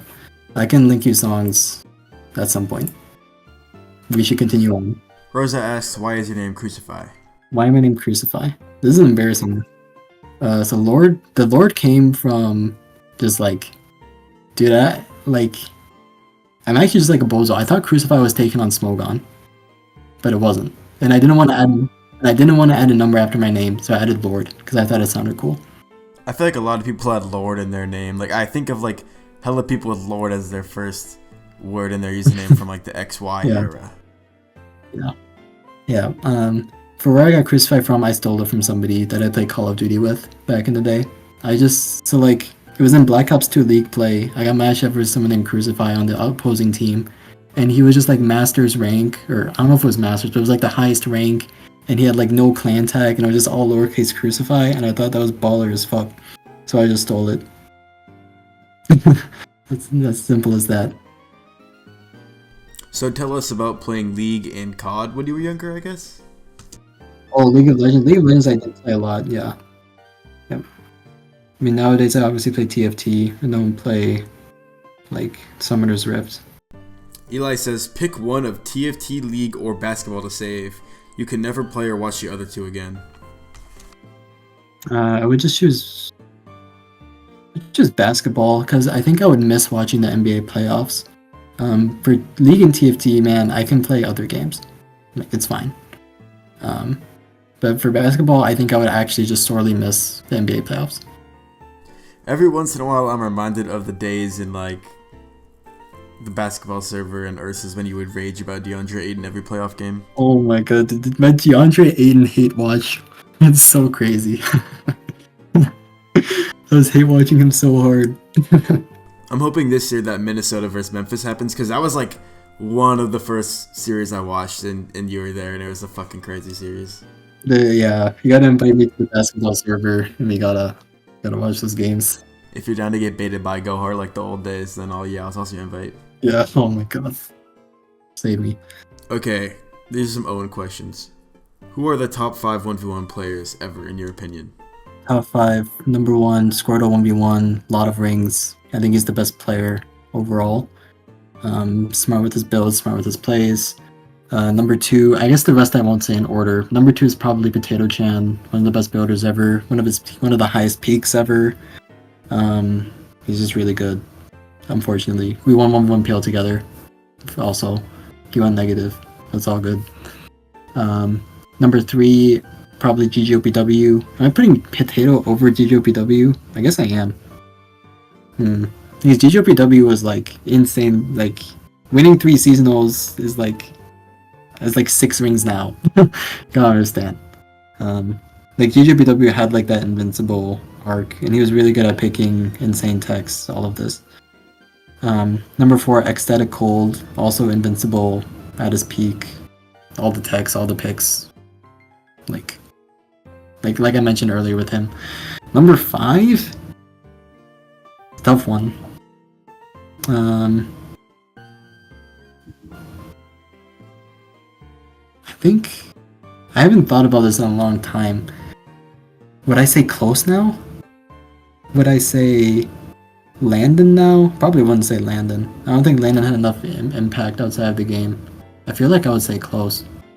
Oh, I thought you were gonna say nalei for number 5. Oh, nalei? No, I wouldn't say nalei. Because I think nalei lacks impact in other generations. Actually, I guess she was in the SM as well. Because she was really good in SM as well. But yeah, I don't know. I think the body of work of Close is just insane at this point. Because I mean, he's just been playing forever. Like, even if you like ignore 2024, you just go from like 2023 backwards, Close was still like one of the best players. And he made a lot of finals, like making like 2. Did he make 3 classic finals in a row or 2? He made 3. Making 3 classic finals in a row. That's like insane. Like that's ridiculous. Even if he only won 1, right? Wait, did he win 1? No, because he lost to Eggs and Gronky and Jad. Yeah, he lost all 3. I mean, making 3 is still really impressive. So that's one thing. And I mean, he has excellence across like every gen. So I think he would be number 5. He hasn't had. I mean, his team towards teams I feel like always just get sabotaged. Like his PO teams are always just like not quite good enough. Including the one that we teamed with each other in OGPL. Pepe Hands. But yeah, those 5. That was a long answer. Okay, so on a similar note, Owen asks, thoughts on ggopw as a player? What made him so good? Has he ever been topped? How does the fact that he hasn't played in so long factor into your read as him as a player? It's an interesting question. I think I always recognize that like times change. Like you have to look at things in context. Like longevity is like one thing to look at. And like there's something, I don't know. I need to think. So what ggopw was good at was building for sure. Like building, he used some insane shit. But beyond that, in both his build and play, he understood people psychologically really well. So like ggopw was like the king noob, the supreme noob farmer. You would never lose to a noob. It's maybe ironic because I beat him my first tour. Maybe that shows I'm not a noob, right? But he was really good at farming noobs because he just like understood like if I'm somebody who does not play this tier, or if I'm somebody who is not very good at this tier, does not win a lot of games, where would I go? He had that on lockdown. He was really good at that. And so he won a lot of games. For his better players, honestly, he probably struggled a little bit, honestly. Like, if you think of like the pool in that one World Cup, that was like ggopw, Cardistry King, Deg, and Ecstatic Cold. Didn't he go negative in that pool? Because I think he even won 2 in that pool. But I think like honestly for his better players he kind of struggled a little bit. But that's in team tournaments. In individual tournaments, like that's where he was really able to shine. He would just farm noobs, and then in finals he would have insane techs. Because he's famous for never losing a series in seasonal. Like he would just farm people and just stay in winner's bracket perma. But yeah, I really think it just comes down to a psychological understanding in his text. How does like the different time period factor into him as a player? Yeah, I mean, I've followed one of them for like 4 years, and only one of them had ggopw in it. I think a lot of what I judge players on is just me watching them play. So that's like when I talk about when I watch them at their peak, they're just invincible. So maybe I should just put ggopw at 1. I don't know. I think but Squirtle has so many rings, it's like insane though. I think ggopw would have, like, if ggopw had not gotten banned, he probably would have won a lot more rings. Like, being realistic, he probably would have won probably Classic at the very least. At some point. I don't know. It's kind of a schizo answer, but those are my thoughts on it. Owen asks, favorite movies and what do they mean to you? Favorite movies, I think the number one movie I like to say 2046, which is Wong Kar-wai. It's a sequel to In the Mood for Love, which is, I mean, this is a romance movie. What they mean to me, I mean, watch it. And think about some of the things that I've said in this interview, and you might understand. It's the same with Before Sunset, which is the movie that I would say is number 2. Before Sunset is also a romance movie, and it's also the sequel to Before Sunrise. Like, watch it and think about what I said in this interview. I guess not like what I said, but like something that I brought up a couple times in terms of romance. And then you probably can connect the dots. Number 3, honestly, man, I might just say Magnolia is my third favorite movie of all time. Magnolia, like, I watched it on the airplane coming back to Japan. Like, oh my god. It was such a crazy, like, setting to watch that movie in. But that movie is just, like, I thought it was just incredible in terms of the performances, and some of the shots in that film are just really good. Other contenders are like Harakiri, which is an old Japanese film about like samurai and bushido. That plot of that movie is just, it's really good. It's really well done. What it means to me, I don't know. It's also the same of like what Magnolia means to me. I mean, I feel like there's no like message that connects to me really with Magnolia. I guess just like as a whole, it really just like spoke to me as a film in terms of how it looked and stuff. I can talk about movies all day though, so I'll leave it at that. Would you date a vampire baddie, and would you let them turn you into a vampire? That's a good question. It's kind of romantic to spend eternity with somebody, so I guess so. What needs to happen for oras 1v1 to get fixed? What needs to happen for oras 1v1 to get fixed? So the last time I played oras 1v1 was, I would just ban Deoxys, Speed, and Mew and call it a day. That should be good enough. Would you free either of the Charizard forms, because they are both banned? Oh, are both swords banned? Yep. Oh. Well, I'd freeze Ardex. Then ban DOS and Mew. And that's basically like the meta that I played last, but better, so yeah. Thoughts on Elon Musk? Thoughts on Elon Musk? I don't want to comment on Elon Musk. I'm just gonna get mad. Will you be running any marathons this year? Well, yes. I will be running 2 this year, yeah. Later this year. October. Yeah, I'm running 2 in October. 2 in the same month? Yep. Timing is not my friend, but yeah. What is a food that always brings back great memories? Oof. That's like, it's an odd question. Memories. I feel like it's less the food and more places, I guess, would bring memories. Would they? Yeah, I don't know. I feel like I don't get that attached to food in that way. I get attached to more like stuff like around the food, like walking to a restaurant or stuff like this. Or like, yeah, that's what I would say. Favorite Pokemon? Favorite Pokemon, Metagross. But why? It's cool, and it has the best shiny. Yeah, shiny Metagross and the Mega are fucking goated. Okay, Owen asks, goals for the week? Goals for this week. I'm in a Japanese speech contest this week on Saturday. So I hope I win. Goals for this year? Goals for the year? Hopefully get accepted to medical school, right? Also do well in the marathons. What athletic position, like football, goalkeeper, Olympic figure skater, etc., do you find most impressive to excel at, and why? I thought about this just the other day, actually. I don't remember what my answer was. I think I think marathon running. Well, no, not me, but just like the best marathon runners. The best marathon runners are incomprehensible to my brain, and I run marathons. The speed at which they run for like the pace that they're able to hold is unbelievable. And to have the mental fortitude to be able to do it is even more. Rank me as a Pokemon teammate. It's Owen, and he put a little sad face at the end. Rank me as a Pokemon teammate? So probably in your first PL, I would say you're like probably like below average teammate. And then, so this was on Scolipedes. Bird was on Scolipedes. I birthed Bird into this world, for better or worse. I kind of lost a lot. He was kind of schizo with his prep. I feel like Bird was like, he was like not really like a real person. Like, that's like bad to say. But I feel like in terms of like our conversations that we were having with each other, it felt like he was very secluded or reserved in what he would talk about. And he would also do this thing where he would like randomly delete his messages.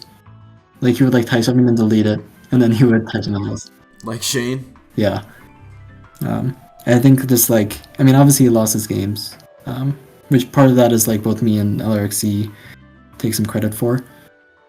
But I mean, I think he was like fun with like the LRXC like tier list, set tier list. That was really good though. That was like the best thing he did as a teammate. That was really fun. If someone's interested in that, I can share it with you. That was a really funny moment. For his second time we teamed with each other, which was in Barraskewda's in 2022 when we won PL6, I would say, honestly, he's a good teammate. I would say he was probably between average and above average. Probably just average though. But this is when I feel like he was a lot more of a person.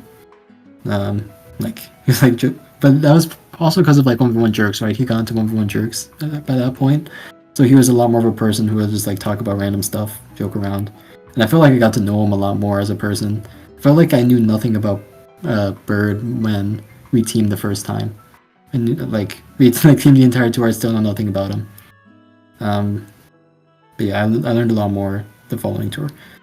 I think there's like a perception that like Bird just like entered our team in terms of teams that tour, but like I don't think that's the case. I mean his team's lost, right? But not all of his teams lost. And there's obviously more that I could have done to both help him as a builder than help our team win. But honestly, like I feel like Bird is like, I feel like that PL I failed him. Like I didn't really know how to help him. It's kind of like the thing with LRXC, where like I didn't really know how best to like approach helping him with his teams and stuff. Because like he would kind of just like post stuff, and I like wouldn't really know what to say. Yeah. And like some of the sets would be like, I look at the set and I go like, huh, and then I just like didn't really know what to say. Yeah. That's all. What is an unpopular opinion you have? I don't like Tex-Mex food. That's one that I always say. Like Mexican food? Yeah, I don't like Mexican food. So like Taco John's, like tacos, burritos. I don't like these food. What the fuck? You're whack. I also don't like Chipotle. I think Chipotle sucks. Well, maybe not sucks. I don't like it. It's like, I don't know. It's just like not the food that I like to eat. Thoughts on the SPLs that you've played? Yeah, so first SPL, it's on Sharks. Should I give a long answer? Okay, so first SPL I played, I got drafted to Sharks. The managers were TDK and OB. I basically got drafted both because of Classic and because I teamed with TDK in their black-white PL team, and I did pretty good that tour. And I reached out to them, and then they ended up picking me up. I don't know where I was. I don't really remember where I was in their plans. But my thoughts on that SPL, that tour is so long. I got burnt out really fast. So like just as a point, I went 4-2 to start off the tour, and then I ended the tour 5-6. So I went 1-4 the last 5 weeks, including playoffs, going 0-2. I just felt like I just like completely just fell off a cliff. I managed to win week 9, so that was cool. But yeah, we ended up losing the tour. I mean, my loss versus ABR is like, because that's like one of the standout moments from that tour, and like that was the first time the Obama Snow Hail got brought, and I got 6-0. I was just not prepared for it at all. That was also the first time T-Wave Latios got used, or like that was like the first time that I saw it, and I didn't expect that at all. So yeah, arguably I shouldn't have stayed in for Jirachi that turn, but whatever. People probably aren't like interested in that exact game, but yeah, that sucked. I was like ready to like go into that game and win, but I just got smoked by ABR again. But as a team as a whole, that's probably my favorite team ever as a whole. It like competes with like the Barraskewda's teams, but yeah, there was just a lot of cool people on that team. CBB, Troller, Jirachi. Yes, okay, I have to shout out Jirachi because Jirachi gets a bad rap because he has a bad sheet record, but Jirachi was a really good teammate, like really good guy, really good teammate. And same has to be said about TDK and Obi were really good managers. And Troller was also just an immense teammate, carried the shit out of our team. Then, I mean, the tiebreak, we got unfavorable RNG, which sucked.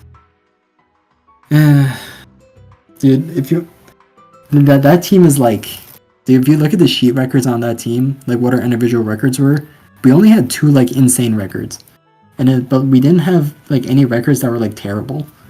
So it's like a really interesting case study of like, you can, I mean, I wouldn't say it's like stars plus scrubs, but like, you don't need to have like firepower in every slot to win. Or like to get, we didn't win, but like to get close to winning, right? To have a team that could win. My next SPL, I didn't get retained Pepe Hands. And then I went to the Tigers. So I guess what I would speak on here is Bluebird was a really good teammate on Tigers. Like I mean, everyone says it, but yeah, Bluebird, really good guy, really good teammate. Finchinator, really good teammate. What else do I say about Finchinator? Like the only like negative thing that I can say about Finchinator is that he complains, but like complaining is just like in Finch's DNA. That's like who he is. So I can't like get mad at him about that.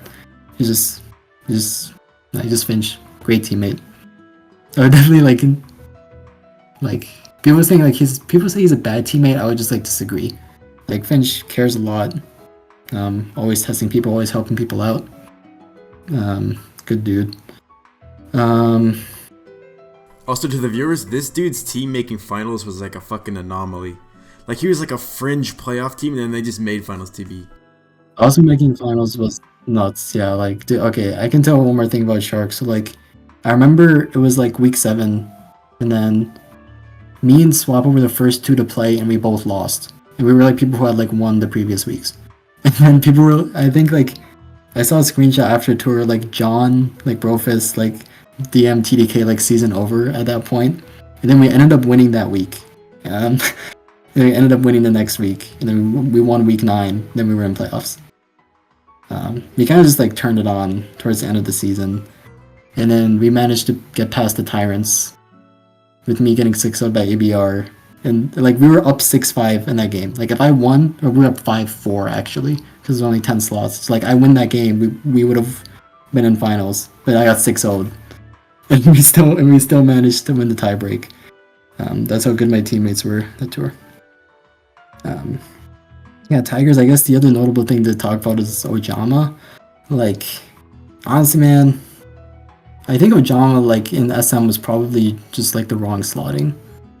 I think if he would have been an ADV, it probably would have been better, because, I mean, I guess enough time has passed now that I can talk about it, but, like, Ojama and Zalmog just did not see eye to eye on SM. And, like, one of Zalmog's strengths as a manager is his ability to build SM and have his SM slot do well. Yeah, I remember you using the Scarf Explosible Cephalon team that Zom built. Yeah, and so that was just like a mismatch. That's, yeah, I don't think that was good. For my performance, I again went 2-1, and then I went 2-5. So went 0-4 in my last 4 games. I fell off a cliff again. This is for a variety of reasons. I just like, I don't know. I have no comment on the RBY and what happened and individuals involved in that. And then this SPL, I was obviously in DPP. Building and playing DP was fun. Like 10.5 for you is kind of nuts. Yeah, and the Tigers SPL, it was insane. I didn't play Pokemon too. I played Classic, and I didn't even do very well. They bid me up to my retained price, and then didn't bid higher. You weren't even like fucking playing Pokemon this time. This is like after you like left Discords and shit. You were just not even doing anything. Yeah, dude, I was not locked in. Like I just wanted to like sign up, have go to the Sharks again, have a chill tour, but nope, went to Tigers. And like the Tigers didn't even message me at all. Like I just like got picked up. And I was like, okay, nice. And then were you mad that you like went to the Tigers? It's like being drafted by the Hornets. I didn't really think. I mean, I'm not really someone who thinks like that. I was like, damn, I didn't go to the Sharks. They have Soin, Heroic Troller, Mind Gaming, Bruno, Wadashi. Like the most stacked lineup ever in SPL history. And then they still didn't, and they still couldn't beat the Raiders. It's crazy, bro. The Italians are too powerful. Anyway, like, and then so this year on the Sharks, I went 3-1 into 3-5. So I fell off a cliff again. That was fun. I should just get benched after like 4 games. As soon as they have a good record, I just gotta get benched. That's what should have happened. You like DPP this year? Yeah, playing DPP was fun. Our team didn't make playoffs, which sucks.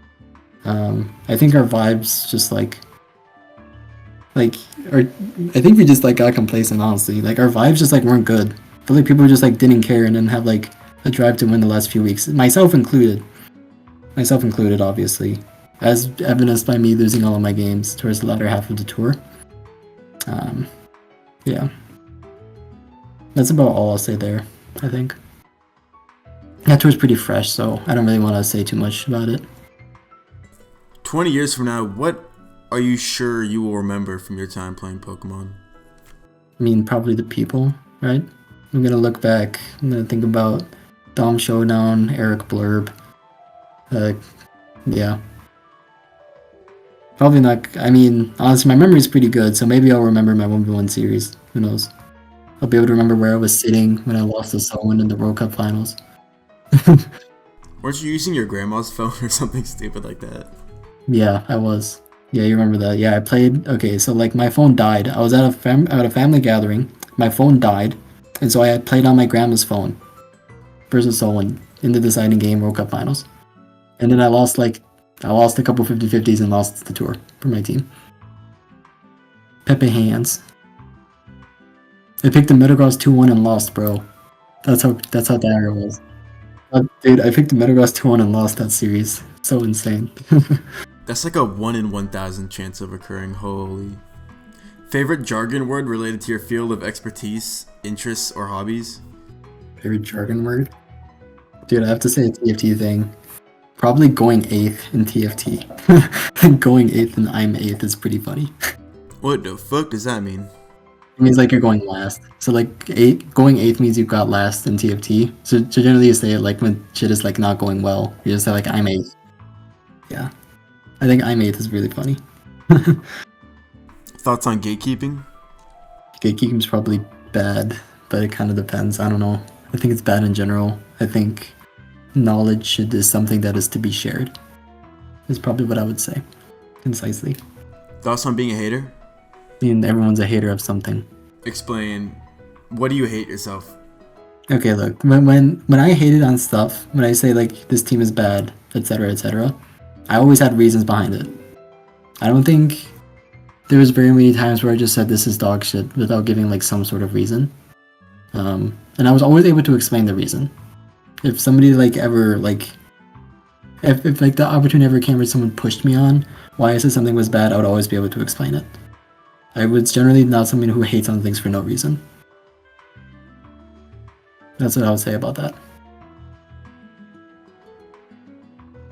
I mean, there are.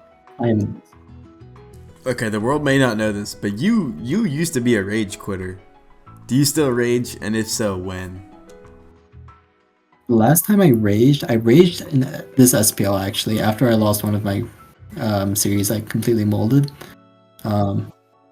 But in general, no, I'm pretty calm.